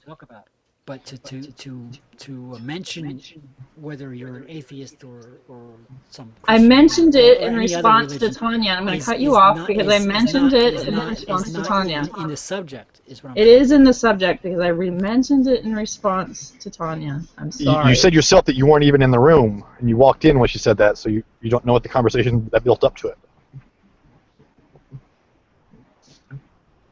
I, as well as anybody, say exactly the same thing that you say. And the only reason why I said atheist in particular, as opposed to non-believer or non-religious or anything like that, is because maybe I should have hanged with a broader brush. My apologies. But the reason why I did it was in response to, well, maybe religion causes this, or it seems like maybe it could cause this. And I'm sorry. so I apologize. where I met in the middle was I think that religion can mask it.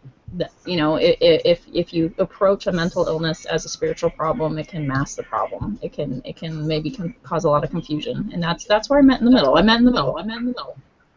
Yes, and if I could respond to what you said, Deidre, I apologize for my it can totally be masked, and that's kind of what my point is too. It's like I was just thinking about when you were talking, and people who hear voices or have thoughts or whatever, and they're very spiritual people, Christians, whatever, they're probably going to link that to some kind of supernatural, special experience, even if it's negative. And, might think that it's not something that psychiatrists can help because this is a spiritual matter. This isn't of man. This is something they have to go to God directly for. You see what I'm saying? Like, for example, I'll even give you an example. Like, when I was a Christian, I used to, it's embarrassing. I never did really talk to many Christians about this when I was a Christian because I was so ashamed and embarrassed, but I used to have blasphemous thoughts, like, a lot. I'd like get into this cycle where I'd be so scared to death to have a blasphemous thought because I thought it was the unforgivable sin that I would have a thought. It was like this OCD shit. I don't know. Like, not to cut you off, we just celebrated Happy Blasphemy Day like yesterday. You missed it. I know. Yeah. And it's funny because ever since I deconverted, I have not fucking had this issue, like, because I just don't give a shit. Like, I got a question. What was your blasphemous thoughts, just out of curiosity? Oh, they were horrible. They were like, fuck God. I would like think about what Jesus's penis might have looked like, and then I'm like, oh God, I can't believe I just thought about that. What the fuck? I just want to give you. I want to give you a hand terrible. here. I want to give you a hand here, Tanya. Don't think about this dime that I'm showing you. Do not think. I'm telling you, do not think about this dime that I'm showing you. No. Do not think about this. If you think about this dime, you're going to hell. Yeah, it was just terrible, and I don't know if that was a mental illness or not. It might have just been something, I don't know. No, it was just human curiosity. I mean, but it was fucking scary. I'll tell you that. Like, it caused me some serious anxiety issues. Like, and I did talk to my doctor about it, not about why I was having the anxiety. I didn't tell anybody, but not to cut you off, but if it makes you feel any better, I had images in my head of me pissing on the Bible. So, what was it? That's a good one. Yeah. So is it my subconscious, like bringing that out, or like what? I think it is. Well, for me, like it started, I remember the moment that it started with me. I was reading the Bible, and I was reading the part where it talked about the unforgivable sin, that there was only one unforgivable sin, and it was blasphemy against the Holy Spirit. That was the only one. You were Do you know going to what go that to hell is? if you committed it. Do you know what Well, that at is? the time, like, I immediately thought, fuck the Holy Spirit in my head. And then Wow. everything You've got went like black. spiritual Tourette syndrome. Oh, God, it was fucking horrible. Like, everything went black. I think I might have had a panic attack or something. I don't know. But I was like, oh, God, I've That's done it. exactly why I've I gave you done that it. example, because that's exactly what that's about. It's their control. It's the control that they um, um, um, um, um, do over people. The reason why I showed you that ridiculous thing about the dime was that's exactly what they do. When I tell you, you cannot think about this. It's in fact the control factor. It sets off a sort of a, if you were talking about computer, you would talk about a continuous loop in your brain. You can't think about this. If you do think about this, you're making an evil thing. Uh, and oh my God, you just thought about this. That's the control factor, and that's the evil of it. That's the fucked up thing about it. That's what they use, and for thousands of years they've used religion to control people and politically. I showed you the dime example as a very simplistic and ridiculous analogy I of have a that nickname for factor. that. I have a nickname for that. I call it target fixation. So when I talk to other Christians that are obsessed with fear, right? They are fear driven. I had to move out of fear driven mentality into maybe purpose driven mentality. And so when I was fear driven, fear of hell was a real thing, and fear of the rapture, and fear of, oh my gosh, did I commit the unforgivable sin? I had that cross my mind. What is that? And I had to research what the unforgivable sin was, because I was frightened that maybe I did it, and maybe there'd be no hope for me. And then at one point I was a Calvinist, and I thought, oh my gosh, I'm probably not elect, because if history repeats itself, in my real life and to my spiritual life, then I probably won't be elect. So, but I'll still preach the gospel. And so I had kind of a weird version that I had to kind of grow out of Christianity, and it was very fear driven. And once I left the fear driven point of it, which I like to call target fixation, which is don't sin. Here's a checklist of all the sins that you shouldn't do. Got to hit all those checklists. Don't do them, and obsess over it. And obsess over hell, and obsess over the rapture, and obsess over all the scary things. And what you end up doing is exactly what he's saying. Don't look at the dime. I have this story about how I jumped on a I went to the desert for the first time, and everybody's like, oh, it's cool, and they thought in their wisdom that they'd put me on a quad in the desert at night for the first time. And I was like, okay, cool, all right. At the time I was feeling brave, but it was at nighttime. I was getting scared because there's dust kicking up, and I don't have the greatest eyesight at night. And all of a sudden I was thinking, oh my gosh, there's an embankment, and there's a sign. There's an embankment and a sign. There's an embankment and a sign. Don't hit it. Don't hit it. Don't hit it. And you know what I did? I hit it. So I'm like, and I hit this sign, and I fall off, and I'm like, holy crap. And I hit the very thing that I'm avoiding, right? And so I'm kind of like, I wasn't hurt, but I was like, startled and stunned like a little kid, when they fall, and they're like, I don't know if I'm going to cry or what, and I'm sitting on the ground, and my brother-in-law comes running up, and he goes, you were thinking that you weren't going to hit that sign, right? He's like, the first rule is that you veer towards whatever you're obsessed about. Don't hit it, don't do it. And so, again, I would say, like, a more positive view of Christianity would be to focus on the things that are noble and pure and good, and the positive things, and then you hopefully, in theory, veer towards those things. And so you can call me, milquetoast Christianity if you want to, but I call it not being fear driven. So that's my 2 cents. No, that's really interesting. I mean, the whole point of me being. You ever had a belief that that there were 2 angels on your shoulder, and they told you what to do, good or bad, anything like that? No, but I saw that cartoon. Well, anyway, in other words, that's exactly what I was pointing out with the dime thing. As ridiculous as it might sound. the whole control factor. Oh my God, Jackie's here. The whole control factor is that they make this list of rules, and in other words, they tell you you can't do this, you can't do that, you can't think about this, you can't think about that, and if you do, you know, you're being blasphemous or you're going to hell or whatever the case may be.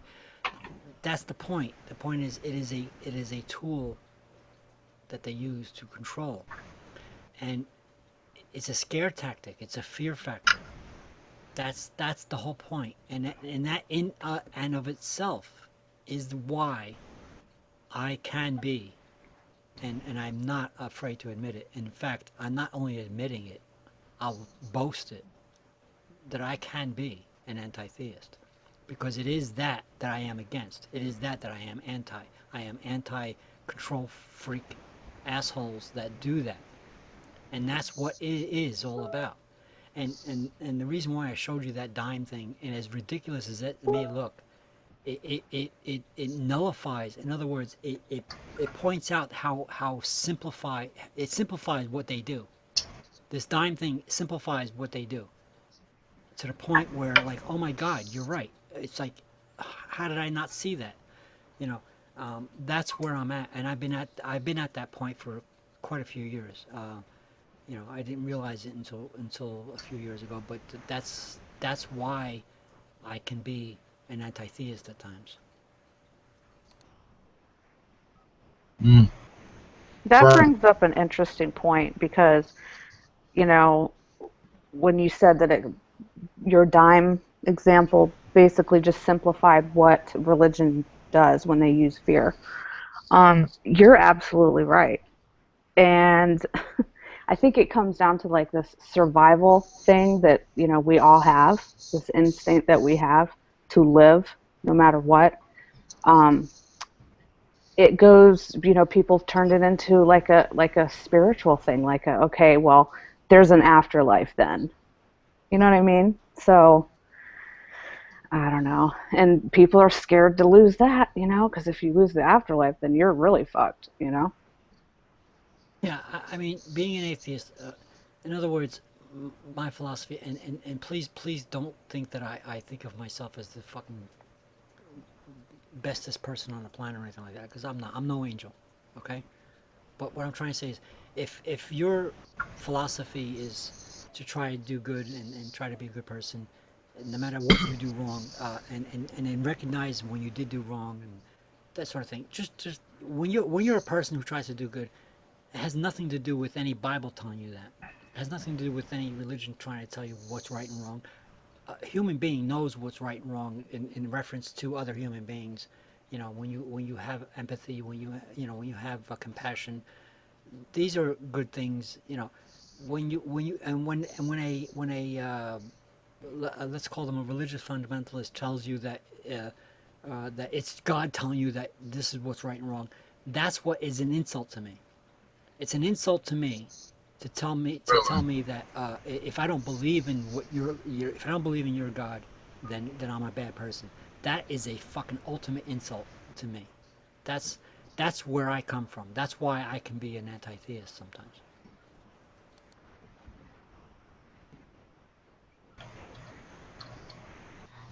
I think my biggest issue is actually my biggest insult is people going around telling other people that they're born evil, you know, that they're like scum of the earth and they can't help themselves.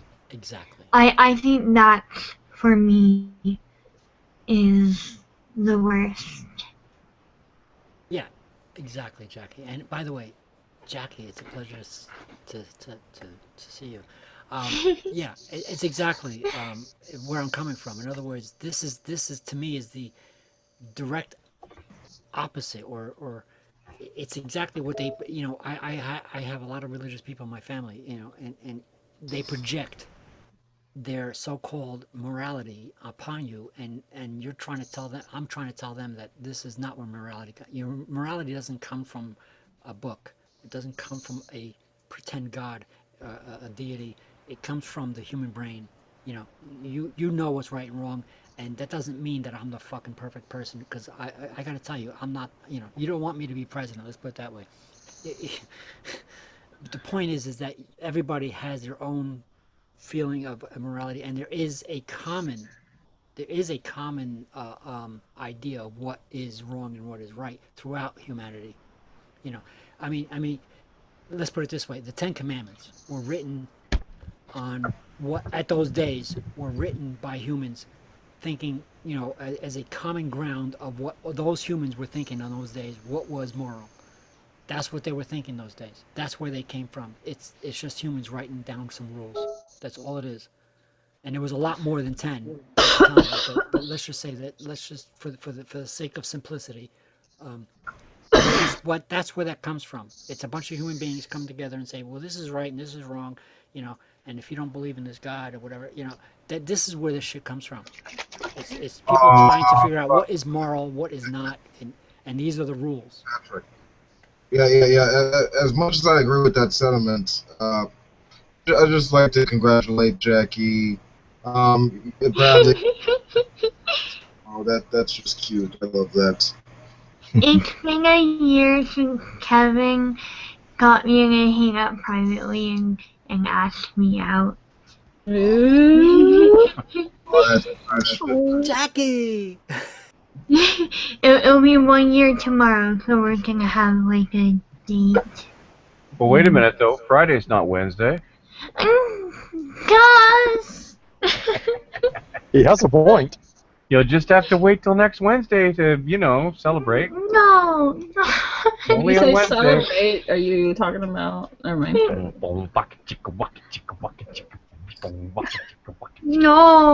Well, yes, please, but. Hey, little girl, I have brought you a pizza, but there is extra sausage on it. No. Stop! Wow. No boop. It's like no poop.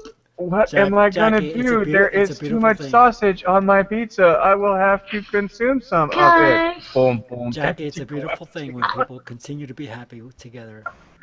Oh my gosh. Congratulations. I don't care how you count the days or how you count your anniversaries. It's a beautiful thing. I'm just glad it's only been a year because that means we have many more years to come. Well, good luck. By the way, I just want to say to Bert Poole, Bert, you're a maniac. You're a maniac. I just want you to know that, man. You're a If you maniac. don't know Bert Poole, you need to get to know him. He's pretty Bert's a cool maniac. dude. I'm going to be interviewing you next week. Not this week, but next. I met Bert Poole earlier this week in person. Yep. He's awesome. He's a maniac. And why? Wait, what's the reason behind me being a maniac? There could be Them many. pictures, man. Them pictures. Yeah, man, you made Ozzy into the Terminator. I mean, that's badass. That's right. That's right. Yeah, You did what a Oh, that was thousand. You did what a you? thousand Wait a other minute, people I'm jealous. couldn't do, Wait, man. wait. You didn't make me into a You turn it. picture. Okay, easy, Patrick. Easy. You turned the Aussie into the Terminator, man. Nobody could have done that. You gave him a cybernetic reconstruction. Yeah, that's pretty cool. It was tough. It was tough. Hardcore, man. What? I'm not hardcore. famous enough for you, or what? Oh my God, Patrick. Oh gosh, Patrick, come on now. Don't be jealous. About you, Patrick. Patrick's going to start a 500 comment thread over this. Hey, it's Patrick Festa. He's a science enthusiast, motherfucker. Next time I'm talking to Tuesday, Patrick's like, Bert Poole, guys, gotta go. I'll turn Patrick. I'll turn you. I'm just kidding. No. You don't take no shit from nobody. Not You down. gotta turn Patrick into a minion, man. Hey, do the papaya! Yeah, make me a minion. Oh, that'd be awesome. Patrick would be a great minion. Bananas. He's into like astronomy, so you need to have him like looking in a telescope or something fancy. Me bella to the papaya. I could turn him into. Oh my god. I could turn him into Ken Ham. He's in the Oh God, please. Please. Oh no, I will hate you. I will kill you for that. I just feel like a little. Fester Ham. That's a threat. That's an online threat. So they call the PC police.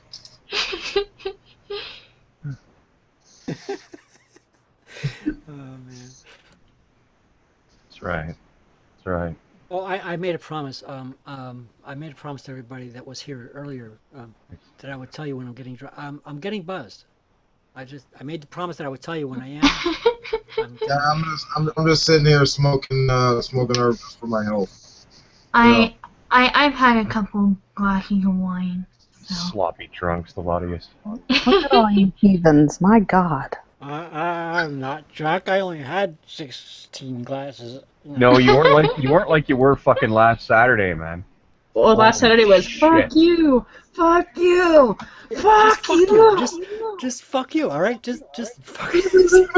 Patrick, no way. I had descended into the seventh circle of hell. I had Rob Beasley in the middle, fucking. Well, you know, Gus, the situation here is always a problem with the man's Holy shit, mental you do that state voice good. across the other part of his mental state. So if you connect his two mental states together, then you're in a total state together. And then there's Patrick on the other side, pounding red wine, pounding fucking red wine, screaming at Ryan. Come on, I wasn't pounding it. Oh, you fucking were. Every time I looked over in your camera, you were downing a glass. I swear to God, man. And meanwhile, you were screaming at fucking Ryan Garriga, or whatever the fuck his name was. And he was as drunk as... Ryan Drunkass was in there last Saturday. He was as drunk as you were. And just when we had got you to get out and go have a sleep, fucking hold my unicorns like, no, come back, Patrick, come back. Fucking Patrick comes back. I'm like, I am truly have descended to hell. This is hell. This is hell of a hangout. No, I didn't say that, but I did say I was drunk. I was like, okay, I really am drunk. I'm gonna go. Yeah, I'm really getting drunk. Fuck, you had one eye blown open. Fuck, you're half leaning against the camera. No, you were fine. Fuck, you were just prime. You were. Patrick's just very passionate, okay? Meanwhile, there's Rob Beasley going, now, Patrick, are you getting the feeling that you might be feeling a little hostile towards Ryan? Fuck me, are you fucking kidding? Oh, Gus, you're amazing, man. You have a way. Meanwhile, he looks over at Ryan and he says, "Yeah, Ryan, understanding that your particular emotional situation can evoke a sense of anger in the people around you." Meanwhile, Patrick is chewing. Patrick is chewing on his fucking monitor. Patrick is chewing on his fucking monitor, and I'm sitting here going, "I am a stranger." Gus, I want to ask you a serious question. I want to ask you. Hillary Stewart falling over dead. Possibly. Hillary left the building. You see Hillary just leave the camera and never come back. Hillary was in the hangout. She had her camera was aimed at the fucking seat. There was nobody there. She either ran out into traffic to get away from it all, or she. Gus, I'm going to ask you a serious question, and I think I actually asked you in that particular hangout. Are you actually a stand-up comedian? Because you are fucking funny, man. Yes. Do you professionally do stand-up? No, I don't. Hey, Patrick, you have a little brown on your nose. Just right. No, come on. No, I'm serious. Gus is funny. I don't even know if I have him in my circles. Tanya, you haven't seen Gus anything. is fucking funny. Wait till B comes in the room and he fucking... Boy, B, I never knew you were so wonderful until I found out how wonderful you were. Yeah, after I interviewed B. No, I didn't know you were so wonderful. Gus, you're not wonderful. I just think you're actually funny. I'm actually asking you a serious question. But B, you're so wonderful. No, I'm actually asking you a serious question. I thought maybe you were a professional stand-up comedian. How many times? You know what? Patrick, here's the problem when you drink red wine, okay? I answered your questions and suddenly you don't remember that I answered them. The last hangout you asked me 3 times, I told you no 3 times. And now you've asked me twice, I'm telling you no. I didn't hear it because people were talking. Shall I send you a T-shirt with something on it? I can do that for you. Yes, just make up a safe word with him. We gotta let the DHA kick in. He just started it. The regimen. I gotta let the which? What? Where? What do I gotta do? DHA vitamin he just started taking for his memory. It hasn't kicked in yet, apparently. Yeah, something like that. No, I actually, people talk over you a lot, Gus. And do they? I probably didn't hear you actually. I am not. Now that you answered me, I will remember. I'll say. But you should be. I'll say it so you're subconscious. You should look into that. I am not a comedian. You have a talent. You have a talent. Bananas. No. Seriously, you have a talent. You have a talent for comedy, and I think you should. He is a quick-witted Canadian fuck. I mean, that is what he is. Yeah. I remember last week I got in a drinking contest with my Afghani friend. We got a huge fucking Bacardi bottle. We mixed cups with Pepsi. We got sloppy ass drunk, and then we went on I think it's something of a road trip, and along the way we got into a slap fight, but we couldn't feel anything, so we kept hitting each other. And along the way we got ladies and/or In-N-Out Burger. It was great. Looked good. And then for some reason Black Jesus came on. Okay, one of these days we're gonna do a GoFundMe for internet for you because it's like so. And then we had a drunk then Bertle California love. California love. Dun, dun, dun, dun, dun, dun, dun, dun, dun, dun, dun, dun, dun. What did Wolf say? I don't know, but it sounds good. Yeah, Wolf is like, no, you guys can understand me. Fetal line. Oh God. Gus, are you a musician? Like No. a composer, got a record label? No? I don't think so. Man, You see, somebody else is recognizing some talent. I see I'm what telling Tanya you, man, did you there. have some talent. You're not addressing. I see what she did there. Tanya's Nothing to do with quick-witted. brown nosing. I'm just telling you, as a Google Hangout friend, not that I actually know you because I don't. I'm telling you, I recognize some talent, and now Okay, I want Tanya to go is back to actually talking about recognizing some Bert's talent. spiky hair. Okay, all right, get off of Gus's cock. All right. No, I'm totally Wolf straight. just said it. He just basically, yeah. All right. Change the subject. It was funny. It was funny. Come on, admit it. All right. Yeah, we understand that dicks are funny. Patrick, grow the fuck up, sir. Okay? No, I'm buzzing not to be a child. Come on. I'm sick of you digging around over here. Okay? No, man, I'm gonna take a tantrum now. Go pay your child support and shut the Get fuck an up. internet from outside the tasty. I don't believe she just said that.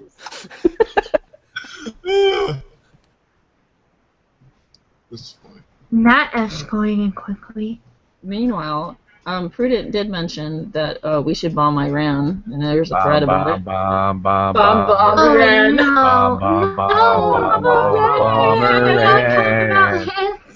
Back to the stone land, oh Bomber. I told Prudent I was praying for him as all the atheists went to town on him.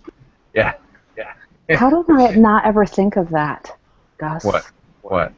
That bomb Iran thing. That's I don't fucking know. brilliant. I don't know. I missed the joke. I have no idea. It was funny, I thought. Well, thank you. I appreciate that. I probably wasn't in that hangout. Prudent, if you're watching, we love you. Prudent, if you're watching, this is smarten live? up. Oh. Squidbilly. We're live, Jackie. We're live. Oh, I didn't know. Hey. No. Ryan, a Prudence Discourse. If you're watching this, here's my advice: get fucked. I'm not even playing. How come it is that most people, when they get smoked up, they get happy, and you get smoked up and you get mean? How does that work out? I am not being mean. I'm literally telling them to get fucked. It's not. I don't mean like fuck you. I mean like. I can't wait. Yes. This is tough love from Wolf. Yes. Well, it's not Wednesday for him either. Prudent, if you're listening, just fuck her, Prudent. If you're listening, just fuck her, man. Who's her? That's my advice. Who's her? He knows what I'm talking about. Let's put some caveats in here. Let's fuck her doesn't mean walk next door, kick in the door, and take anybody you find Grace Jones at. But me thinking ahead. Let's talk about those women. Prudent. You know he'll point to the radio and said he got subliminal messages. You know There's that. some Viking in my heritage. Women will not kiss you on the bus. It will not work. They will. Surely they won't do that. They won't fuck you either on the bus. So do that too. Famous bus hookers. Are you guys okay? Guns with guns? Guns with guns. That's a movie. Did Don't you watch have something it. to say before? I missed it. Yeah. Are you guys okay if I send the hangout link to Prudent? I think he might still be up. No. Okay. No, absolutely. Alright. That is why I asked in advance. Oh, but Tanya, I don't care. how are we supposed to kick his brain in if you can't bring him in the? I just want to call him Squidward again and sing the SpongeBob theme song. I have to admit. Lives in a pineapple under the sea, SpongeBob SquarePants. President's been getting bashed on in a row, but didn't keep saying these things. No, he reminds me of what's the name of that stupid fucking crazy starfish, man? The one that's just a lunatic. Patrick. Patrick the starfish. But not this. Don't make like you didn't Every know. now and then he comes running over, throws his arms in the air, and goes, "There should be no state-sponsored education at all." Somebody's echoing. Who's echoing? Who's echoing? We're all going to end up blocked from Prudent. He's going to be like, fine, you guys. That's who echoistas. He's used to it. Somebody's echoing. Who's echoing? Hello? Okay, so... It's taken care of. I just want to tell Prudent that even the theists don't block Mark Anoia. I'm just saying. Even the theists haven't blocked Mark. Wait, he's got Mark Anoia blocked? Yes. Yes. Or at least he did for a little while. He did. He might not now. I think Mark had him blocked and then unblocked him. I don't know. I don't know what they deal with him. What they do. Only the lonely. I don't keep track of who blocks who. Yeah, I haven't blocked smiley face Mark Thomas yet. I haven't blocked him. I'm thinking of putting him in a Jehovah's Witness circle. He was in Steiger's hangout a few minutes ago when I got in there, but he ran for the hills like the rest of them do when I show up. I think we just talked over Wolf. Fuck Mark Thomas and fuck the Eskimos. Yeah, okay. Yeah. Fuck them Eskimos and fuck Mark Thomas. Eskimos? First of all, you stoner douche canoe, Inuit. they're called Inuit, not Eskimos. Inuit. You need to rent the movie The Fast Runner.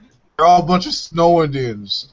Hunting Snow Indians? igloos and shit. Snow Indians. Oh. Wrestling polar bears.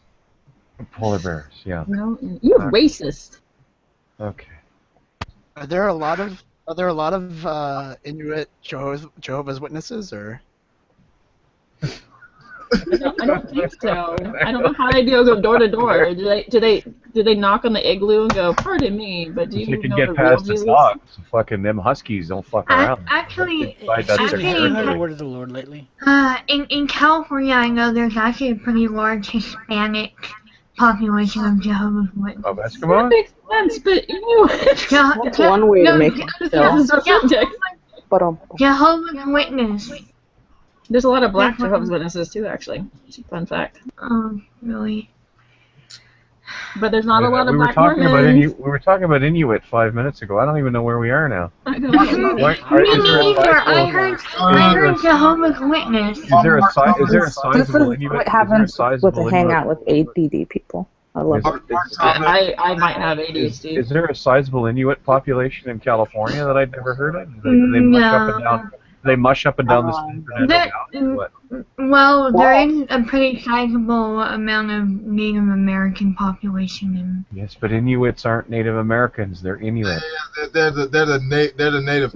They're still Native American. They're First Nations. There's a difference. Yeah, they're a bunch of damn snow Indians. They are not Indians. As a matter of fact, the word Eskimo is a dirty word that was used by southern Aboriginal tribes to refer to them as blubber eaters. That's what it means. That was it breaks down. The word Eskimo means blubber eater. It's a pejorative term. They love that blubber, don't they? They love that shit. Okay, they don't just eat blubber. I'm gonna have to look that up because that's new information for me. Yeah. They like cooking that shit under fire. I feel awkward. There's gonna be some Inuit viewer that's just gonna be like, "F you guys! You guys are all racist." That's right. Mush down there and beat your ass. Lipstick out of blubber. So Yeah, well, they're putting lipstick on their face. No, you Eskimos don't want to be judged. Maybe you shouldn't go up to Iceland. Inuit, you stoner. Stop clubbing baby seals. Stop clubbing baby seals. Inuits. These Inuit, these nuts. Wow. Hey, I am offended by that. Only This is because I don't the know what most the fuck you're talking intelligent about. hangout I think I've ever been in. Okay. For anyone curious about this, it is a reference to like TJ Kirk DeWay's anything. He does that shit. I heard the first time of that. Hey, Yeah, I missed it. Are What's you up? sure? Are you sure the hangout that you were in with Rose Patton and them wasn't the most intelligent? Hey, You listen, know, Rose Patton's a Rhodes Scholar. we had an intellectual discussion. I just couldn't keep up. They kept telling me I couldn't keep up, that I didn't know. They kept telling me that I needed to read more, and Read more. and if I was more privileged and maybe intelligent enough, and if I read more, maybe I'd understand what they were talking about, and I'd understand that flat Earth is really a thing. Did the C word come up? Wow. The C word did not come up, but I did tell her to tell her mom hi again. All I can say is, wow. Yeah. You wonder why you keep getting thrown out of there when you're making your mama comments all the time. The only theist in the room is driven half mad with rage making your mama comments. It's constructive. So where does cheese come from? Your mother. Mom. The fuck out. Fuck No, you, bitch. no, she said, I'll fucking cut you, you fucking bitch. I'll cut you. I'm gonna cut you, bitch. God. Bitch, I'm gonna cut you, bitch. And then Christian Anarchist, who tore down this video, but I'm going to talk about it anyway because I was mad. He tore down the video, and Christian Anarchist and I are friends, but he got really upset, and he was protective of Rose at the time, and he goes, "You do not talk about somebody's mother." And then he... That's right. Nobody talks about someone's mother, especially when they are a theist. And Wolf said the word, I'm not going to say it, but it rhymes with bunt, and it starts with cunt. I'm gonna say Meanwhile, Bunto fucking materializes out of the ether, goes, "Did someone call for me?" I swear to God, man, you want to summon Bunto, you just fucking draw a pentagram in the ground and fucking say, "I summoned thee" 3 times. He appears in the center going, "How might I serve my master?" I actually said your mom to secular even. It wasn't even to Rose, but I'm kind of glad she intercepted it. He said it to secular. Well, secular, yeah, secular. Where is my instructor for the dark arts, anyways? He's been around here. He's missed the whole Volkswagen gate, man. Oh, That guy should be on that like a horny monkey on a soft chocolate cupcake, man. Like, he should be like... Secular's good at that. Is that like really a big deal? Like, because my husband has one, and are they like, is he gonna die? Should he get that shit fixed? Do you want him to die? No, I don't want here's him what to die. here's what Volkswagen did, from what I understand, what I've been listening to. Sorry, my husband has a horny monkey. It's only on their diesel. Yeah, should he fuck it or not? That's all I want to know. There is a thing about efficiency and Don't you know you got to fuck the pollution. monkey? So what Volkswagen did was they spoofed their own software to show when you went to inspection, the front wheels would spin, and so as soon as the computer got the knowledge that the front wheels are only spinning and not the back wheels, the computer software would kick in I keep thinking of the and show naked that dancing chicken. the emissions were actually really cool. But when the 4 wheels got back on the ground and all 4 wheels were spinning, the emissions were suddenly fuck that, we're going to perform now. That's The what God Pigeon says. We don't understand science here, Patrick. Come on. Well, whatever. If anybody heard me, then nobody heard me. Then because Gus is talking over me, just like. The God Pigeon You're not says. always funny, Gus. There are I know, sometimes I but do get actually pissed I off know. at you. My God, I can So I'm actually not hear you this brown-nosing time. I think you were muted. You do have a talent for comedy. I gotta get you. I gotta We get didn't you to hear be anything. mad at me more often than I can actually hear what you're saying. That's because you're deliberately talking over me. That's but because I'm. That's all right. I still hold to the truth that you do have a talent for comedy. Can y'all not hear? It's like, Patrick, when you hit your mute button, then we can hear you. So try that. Because I don't know what's going on. It's like a glitch or something. He's nuts. Gus is being Go the with me, comedian guys. that I announced him as to be, and he's Like, I now can't being the hear comedian against me. So that's. I can't hear half of what you're saying, Patrick. You're He is octave wonderful. more quiet B, you're than everybody else. wonderful. I want to hear what he's trying to say, too. Until I know you were wonderful.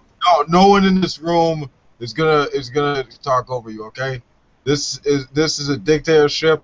I rule with an iron dick. Okay, so Patrick, You are an iron dick. I'm sorry, I couldn't help it. I couldn't help it. I was just kidding. I was just I was just simply talking about Volkswagen, you know, and what they actually did was, specifically speaking, on their diesel engines, their diesel cars, they were spoofing the software that when you went to inspection, if the front wheels were the only two wheels spinning, Look, the computer automatically kicked in to cut down the emissions and pass inspection. But when the four wheels hit the ground again and all four wheels are spinning, the emissions totally changed and your performance was back up again. That's what they did. They basically cheated the emissions control system. They cheated the government regulations. That's okay, bad. glad you got it out of your system? Someone It did wasn't in my ask. system. I was So just stating that, and somebody made a big deal of it. Anyway, I think you guys are kind of being a little mean because someone did ask, and Patrick was just trying to answer. It's a question of what we asked thank for. you, Jackie. Really.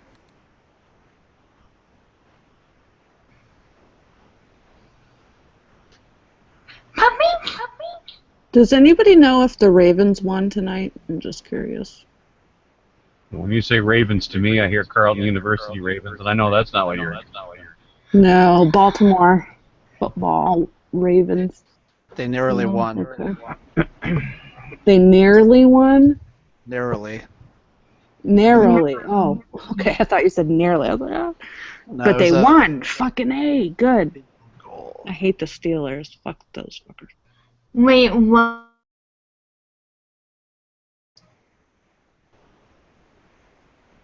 We lost Their you, big Jackie. rivalry. Wait, which sport? San Diego Superchargers. High lie. Oh, yuck. High lie. Go Football. Rivers, go. Lawn darts, competitive. My Go team is like Blue. a team of disappointment. We're like, yeah, go Bolts. Oh no. It's a new sport called love ball. Baltimore. Love Gus ball. invented it. I don't even Oh. want to know. Okay. What is it with Wolf King? So nice we have to see him twice. What's this? He's having problems. This is why we have the California love effect on him. Why he's got so much lag. Oh. Hello, Wolf. He's Hello, getting his Wolf. internet Welcome from the back, Wolf. Wi-Fi Welcome at back, the Wolf. safety freeze. Wolf, are you like on like satellite maybe? Satellite. Yeah, satellite internet's pretty bad. Well, like a kite with a key hanging underneath it. Wow. I always wonder because you really are broken up a lot of times when you talk. Oh no, you left. Is the real No, Wolf? he's still here. He's just Or muted. did he? Or did he? Go down in the basement and tell cousin Tay Tay to pedal faster. I think he's dead. What's up with that? Poor cousin Tay Tay. Poor cousin Tay. Should have given her a rest once in a while. Yeah, luckily. Oh, there he is. At least, you know, my entertainers are making dumb comments about science. But anyway, Justin Bieber Oh, God. Why? has debunked the Big Bang Theory with philosophy. Yeah. What? It's like a Jimi Hendrix Really? concert, but you don't have a guitar. Sorry. Dude, if you think that's bad, look, you should try out his fucking haircut. It looks like a fucking flamboyant chicken. I was gonna say that's some pretty impressive hair. Like fucking like.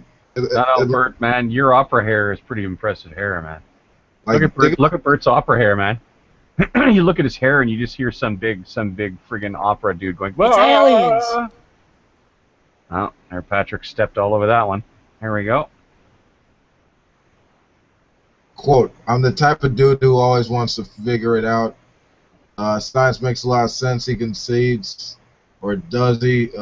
Then I start thinking, wait, the Big Bang, for a Big Bang to create all this. It's more wild to think about all that than thinking about there being a God. Imagine putting a bunch of gold in a box, shaking up the box, and comes out with a Rolex. It's only preposterous once people start saying it. What a jackass.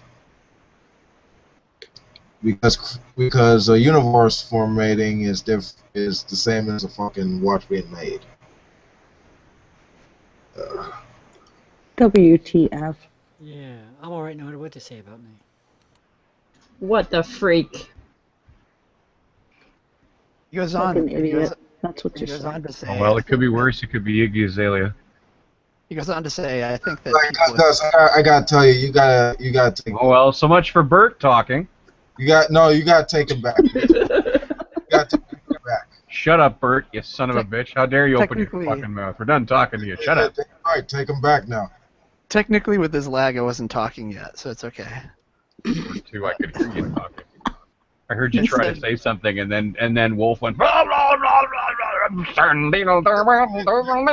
blah, Well, Bieber goes on to say, I think that people, as soon as they hear me start saying I'm a Christian, they're like, whoa, Justin, back up, take a step back.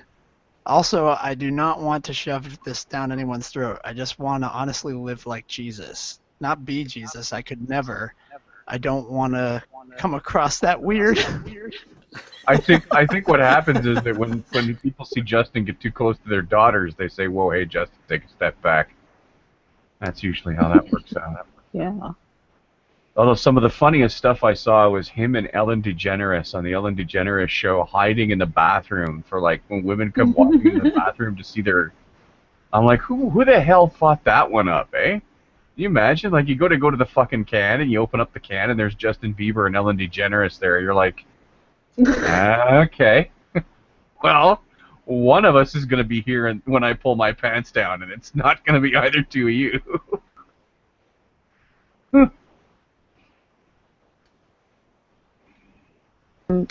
I saw him perform on what was it, the Grammys or something. Did he really write The that? ones Bert? for the singers. But it was like the first time he'd performed in 2 years, and like right afterwards he just started crying. He just like broke down, just started fucking crying live in front of God and everybody.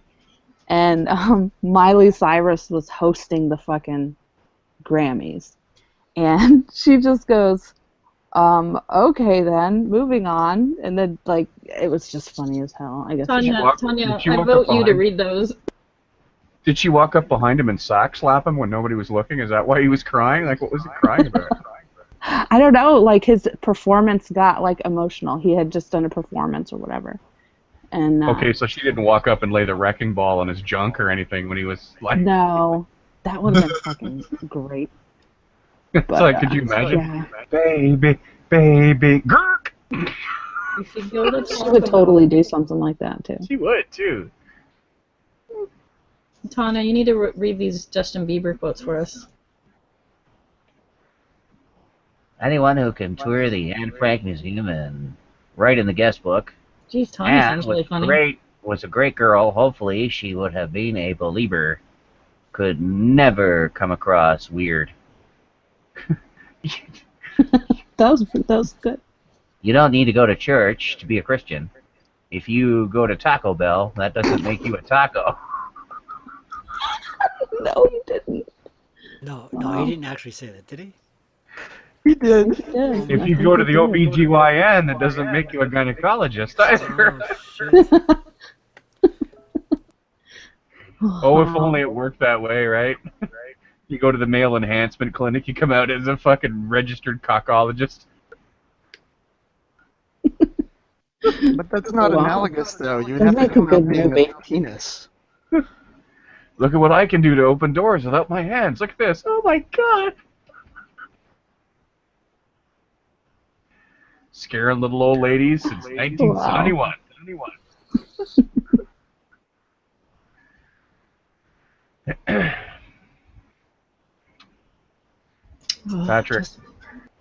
Patrick. Yes, sir. Pay attention, Patrick, for Christ's sake. What is he supposed to pay attention to? Did you get like You frightened missed when I it. shut my camera off for a second? Well, let me tell you what I was doing. I was picking my nose. Did you eat it? Absolutely not. But I used to. When I He was has a some child. But I dignity, you know. used to. But I used to. True. He has Good. some dignity, you know. You fucking Dude, ate that. I wish I didn't see that on Hangouts, but I have. You didn't wipe it on the wall or under your desk or anything, did you?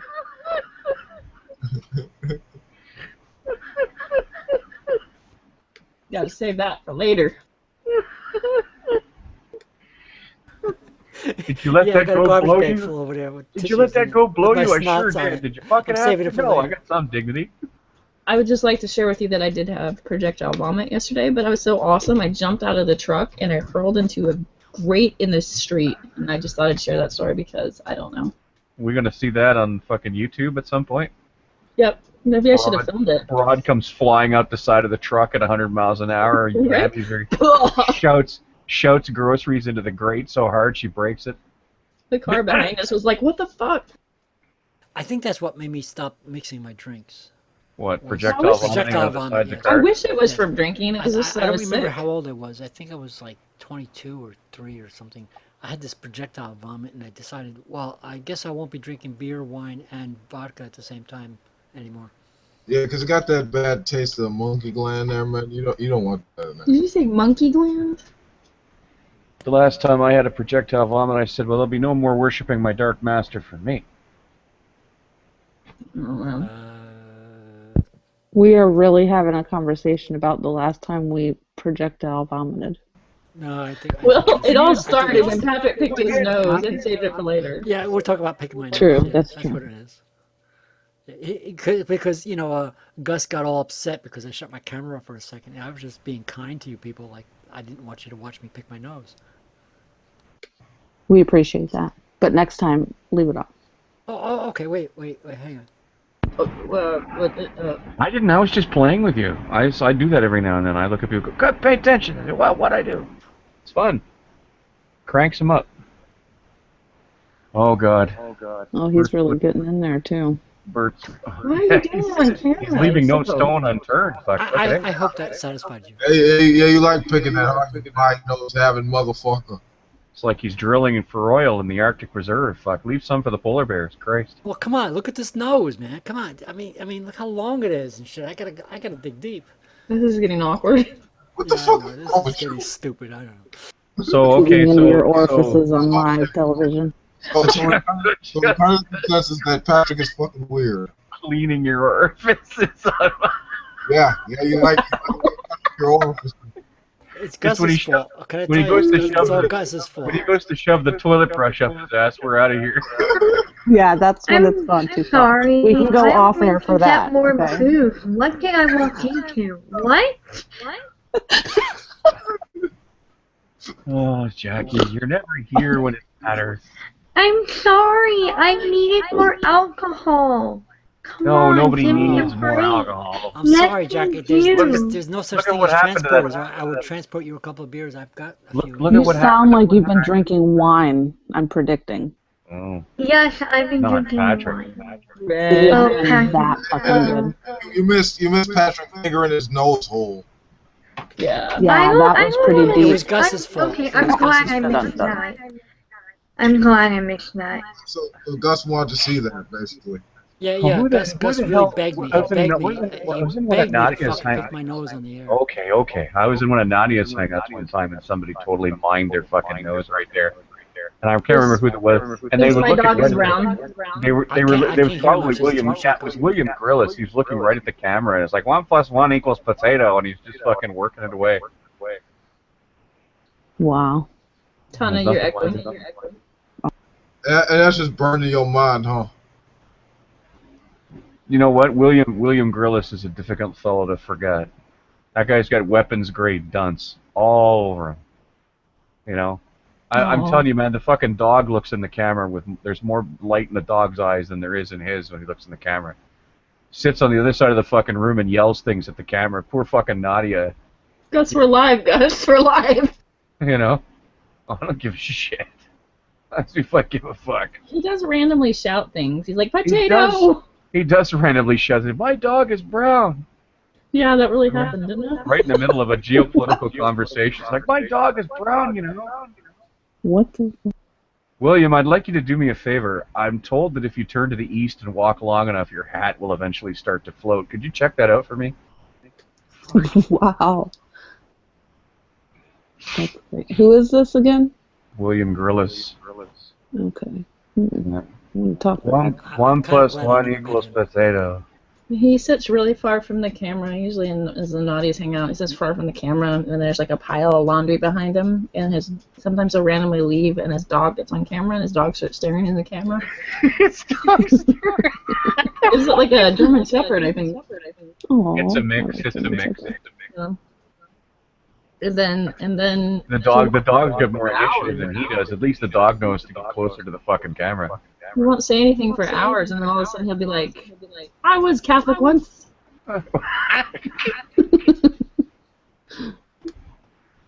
Sometimes I had pants. I'll be right back. I actually have to smoke a real cigarette. My dog is My brown. third cigarette Don't do it. today. It's unfortunate that I actually have to do this, but my battery is charging for All my right. vape. All right. There's nothing really mean in Hurry him or back. anything like that. He just does random stuff.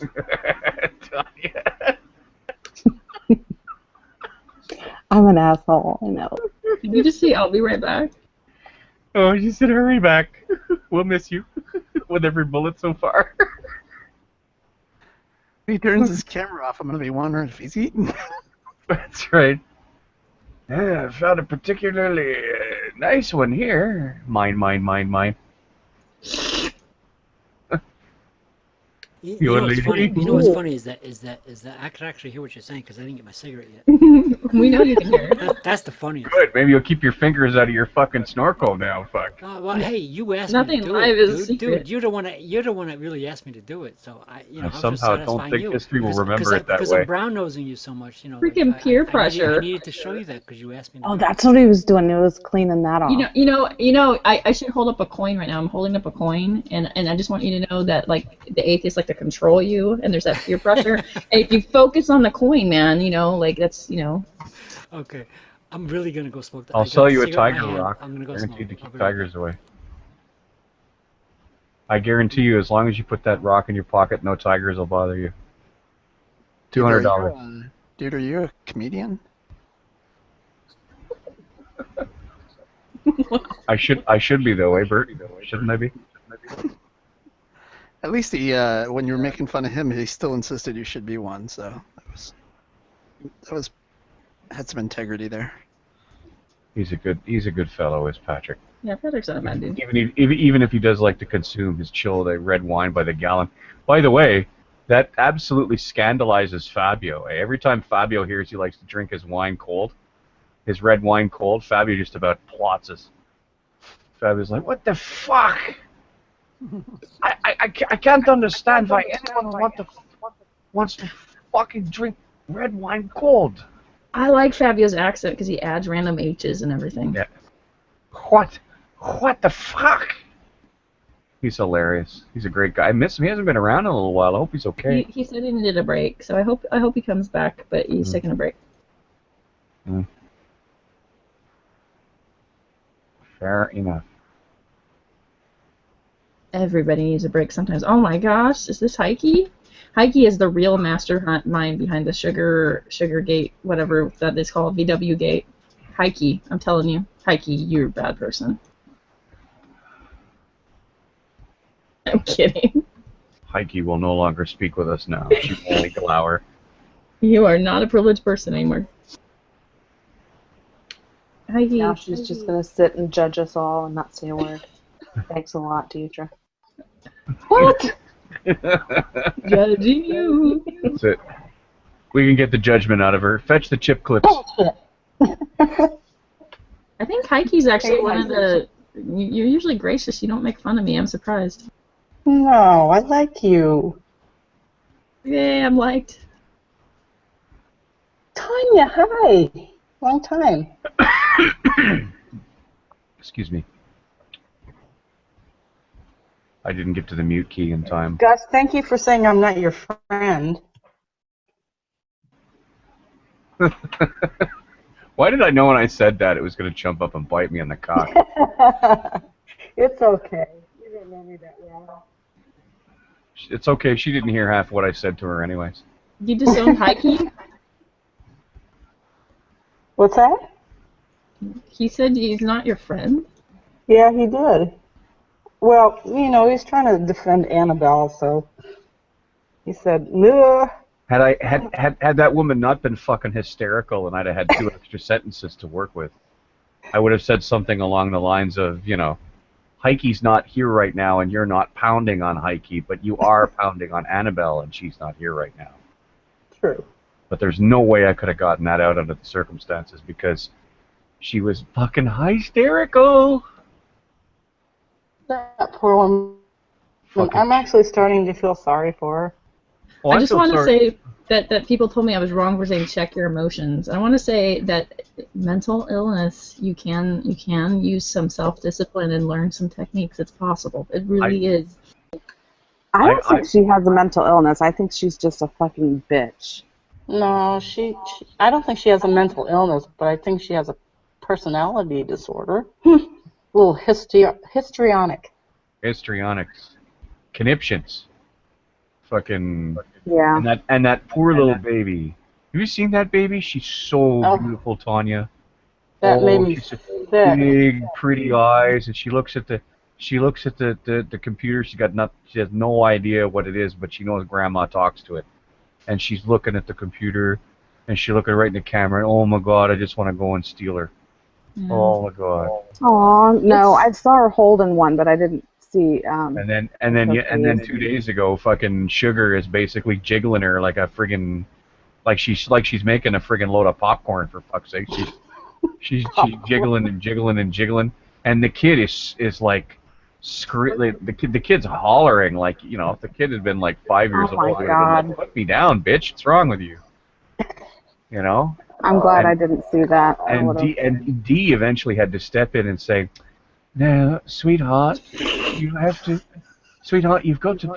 stop because you're freaking the fucking baby out." She said it more gently than that. If you're freaking out the baby, and the baby's becoming upset because you're upset, honey.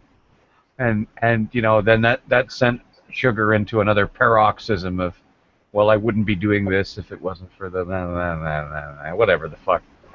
You know, just the utter cheek of it. She loves Mark so much that she was going to go on Talking Shit Tuesday and complain about him for as long as anybody would allow her to. And she was going to throw fucking Annabelle under the bus. Well, Mark was a big boy. Mark could look after himself. There's no fucking way on earth. Yeah, and I mean, Annabelle's a big girl too, but you know, like just, you know, it's like why are you in these blaming situations, Annabelle had nothing to do with the breakup. Nothing.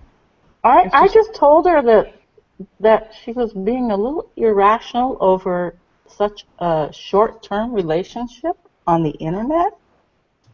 Well, I think that one thing that, you know, like I will give Sugar is that people have feelings, right? And you can't really judge other people's feelings for them. So I will take people's feelings as maybe fact and go, well, okay, I can't really judge that you don't have those feelings. And so I'll at least extend that courtesy. I think sometimes people can find attraction or a relationship really quickly. I mean, I think that's possible, but... Well, that's true, but don't you think it was a little over the top? No, I think everything about that was over the top, and I think she leveraged every piece of fucking scorned woman she could get her hands on. That was part of the problem. I've been married for 14 years, and if I did that, it would be over the top. I think that behavior is just over the top. Like I think that private relationships should be private, and when you drag it out for everybody like that, it becomes, it's just embarrassing. It's really embarrassing.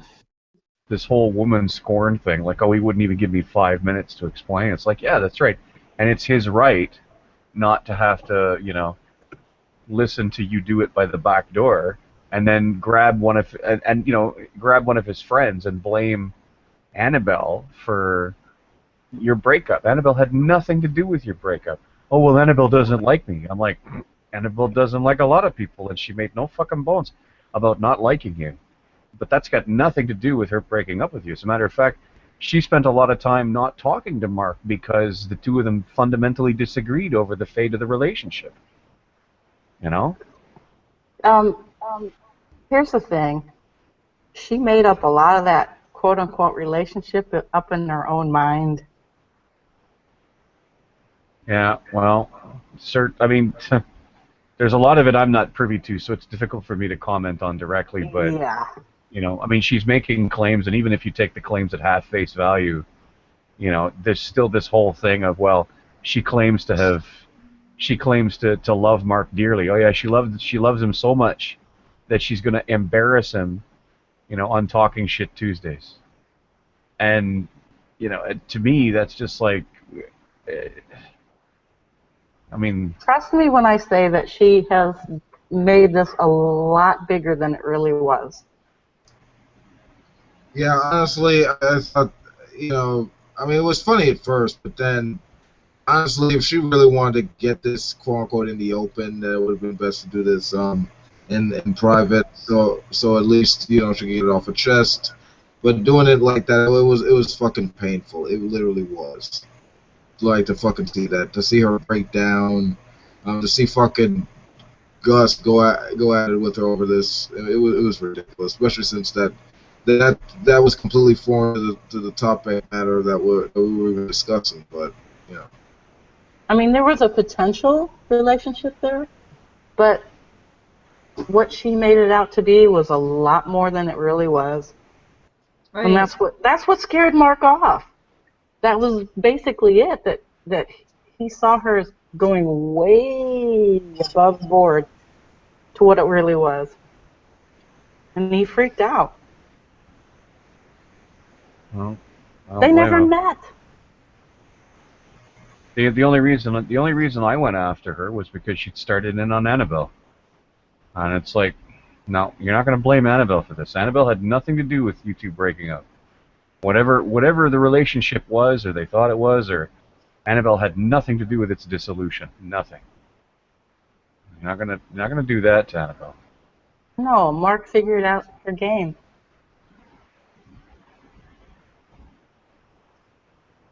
yeah, pretty much the same. Well, even if, oh, sorry, go ahead, Will. Yeah. I was just gonna say it's sort of like the same fucking thing with Nadia, that when she said I was a mole that was trying to make her look bad. What the fuck?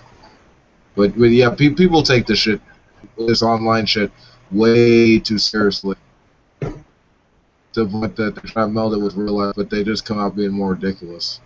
Well, relationships happen online all the time. Look at Jackie and Kevin. I mean, they do happen. Everyone. I'm in a sort of Oh, relationship hi, with online with somebody too that I've known for about like 5 freaking years now. But Hi, Kate. 5 months? Come on.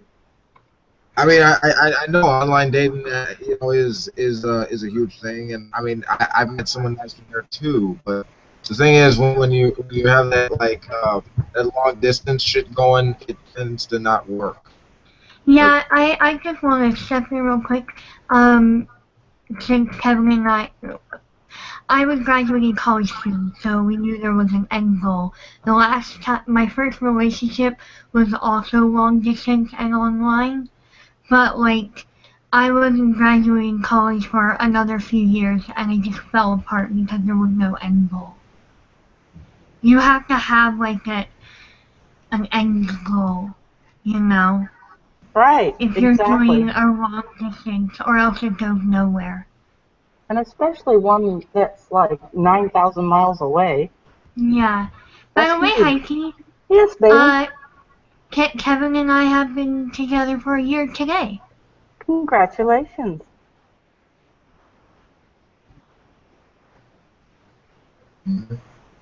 Thank you. I think that's amazing. There's to you, Jack. Like I said, there's many relationships that start online, but this one went way, way over the top. Yep, drama. Yeah. It's one of those things where people say, "Oh, online relationships can't happen." It's because there are those online relationships that get screwed up, but that doesn't mean that all online No, it relationships doesn't. get screwed up. So I have a brother who found his soulmate, so to speak, online. I don't know how he did it. I'm jealous, because I'm online more than he is, and It's not easy. yeah, it's just one of those things. It's you find people where you find people. It's I'm very happy for you, Jackie. However you did it, it's a beautiful thing that you were with this person for more than a year. and found that you're still together. That's a great thing. Of course, we're jealous. Everybody's gonna talk about it because they're all jealous. Well, I love it. It's adorable. You know. Cheers. Thank you. Cheers. Yeah. Anyway. Jealousy had a lot to do with what happened. Yeah, I mean, jealousy is. that story kind of reminded me of like that Jenny McDermott case where a bunch of where she claims a bunch of atheist dudes tried to fuck her through the internet, like I'm skeptic and Colin and all this. It's funny. Jealousy is one of those things where in a way, I would argue that V and I kind of got in an argument about it. I think jealousy could be helpful in some ways, like lightly helpful. Like if you wanted to aim for monogamy, there could be a form of exclusivity if you guys agree to be an exclusive relationship, and that exclusivity could be, quote unquote, a healthy form of jealousy. And I say that in quotations. But if you're always worrying about, friendships, and you're paranoid because somebody finds somebody attractive, you know what? Newsflash: we all have biology. We find people attractive. That happens. Movie stars, people on the beach. It doesn't mean that you have to go jump on everybody you think's attractive. I've heard some Christians make claims like, now that I'm married, I had never found a woman attractive after that. And I'm like, liar, pants on fire. I don't believe it. I don't. But I do think that you can kind of form, if you decide that you are in a monogamous relationship. I think there could be a form of healthy jealousy, and I use that term very liberally. Yeah. I agree 100%. I mean, if you think that just because you found your soulmate or whatever you want to call them, that you can't find any other human being attractive, you're living in a delusion. Well, I find it. Patrick, you're really quiet. I find it actually to be two different categories, even for me. Like I feel like the. Hey, Bert. Hello. I've been married for 20 years, and I feel like, physical attraction for other women is a totally different thing for me than what I feel for my wife. It feels like, it's like two different completely different things. Yeah, if that makes sense. you're right. Totally know what you mean. I mean, anybody who thinks that just because you're married and have a wife and everything means that you can't look at any other women, that's fucking retarded.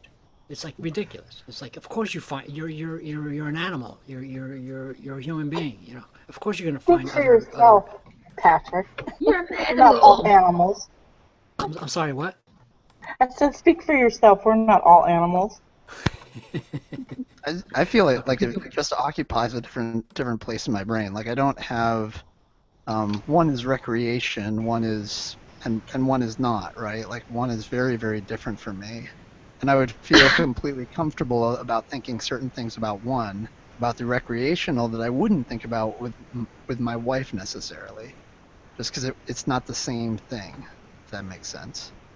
Yeah, it does make sense. I might not use the word recreational, but I mean, it's not normal to think that you wouldn't have, a pretty, 22-year-old walking by, clad in a bikini, to think that you wouldn't actually look at her thinking, wow, that's pretty. It would be ridiculous. It would be wrong to think that you can't look at that person. It's like, that's ridiculous because you obviously find that person attractive sexually. It's stupid to think that you can't look at that person. Fuck you. I'm gonna look at that person. Unless you're 55. Sorry, what? I said unless you're 55 looking at that 22-year-old. Have you guys ever heard Hey, of... I'm 56 and I will look at 22-year-olds all I fucking want. Yeah, because you're a guy. Women do that and they're considered horrible. Considered, but tell me that you don't look at 22-year-old guys. No, actually I don't. They're kind of young. All right. I'll take your word for it for now. I have this theory that men are idiots from 16 to 25. Only 25? Just look at the young men around here on Google, and everybody that's under 25, they're all like men's rights and libertarians, and generally kind of MGTOWs. smug. Men going their own way. Yeah, right. You fucking assholes. Have you ever met a MGTOW online here, Google Plus? I have a few. I have Oh God, one. yeah. Yeah, Roy. yeah. I actually have one in my circles, but I'm considering blocking it. But nevertheless, yeah, MGTOW. Yeah, I'm like my hope is they try to recruit me because I am one of those people who was older and divorced and all that stuff, and they thought that I was one of them. I'm like, dude, I'm not one of you. But I'll put you in my circle because you talk to me. That's how I handled that one. Good story. It's all women's fault that they have all their problems.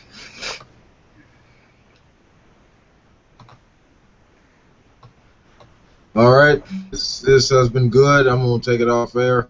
All right, I'd like to thank everyone for being here. All right, this has been Wolf King's Hangout. Also, stay with me as through Friday, throughout Sunday. It's gonna be Pandemonium Weekend, as that is my new moving place. I'm moving Pandemonium. That's the capital of hell. All right, hail Satan and Baphomet. May his titties forever be round and luscious. And his cock be big. Yeah. Let's just throw that in there. Yeah, and basically throughout that entire weekend, I will be hosting hangouts, talking about historical figures as well as art and current events throughout that time. Also, might have a debate with Christian anarchists on whether or not Christianity is good or bad for society, and yeah, that's about it. All right, tune in next time, guys. Stop by, and peace out, bitches. Thank you, Wolf. Before this goes off air, I want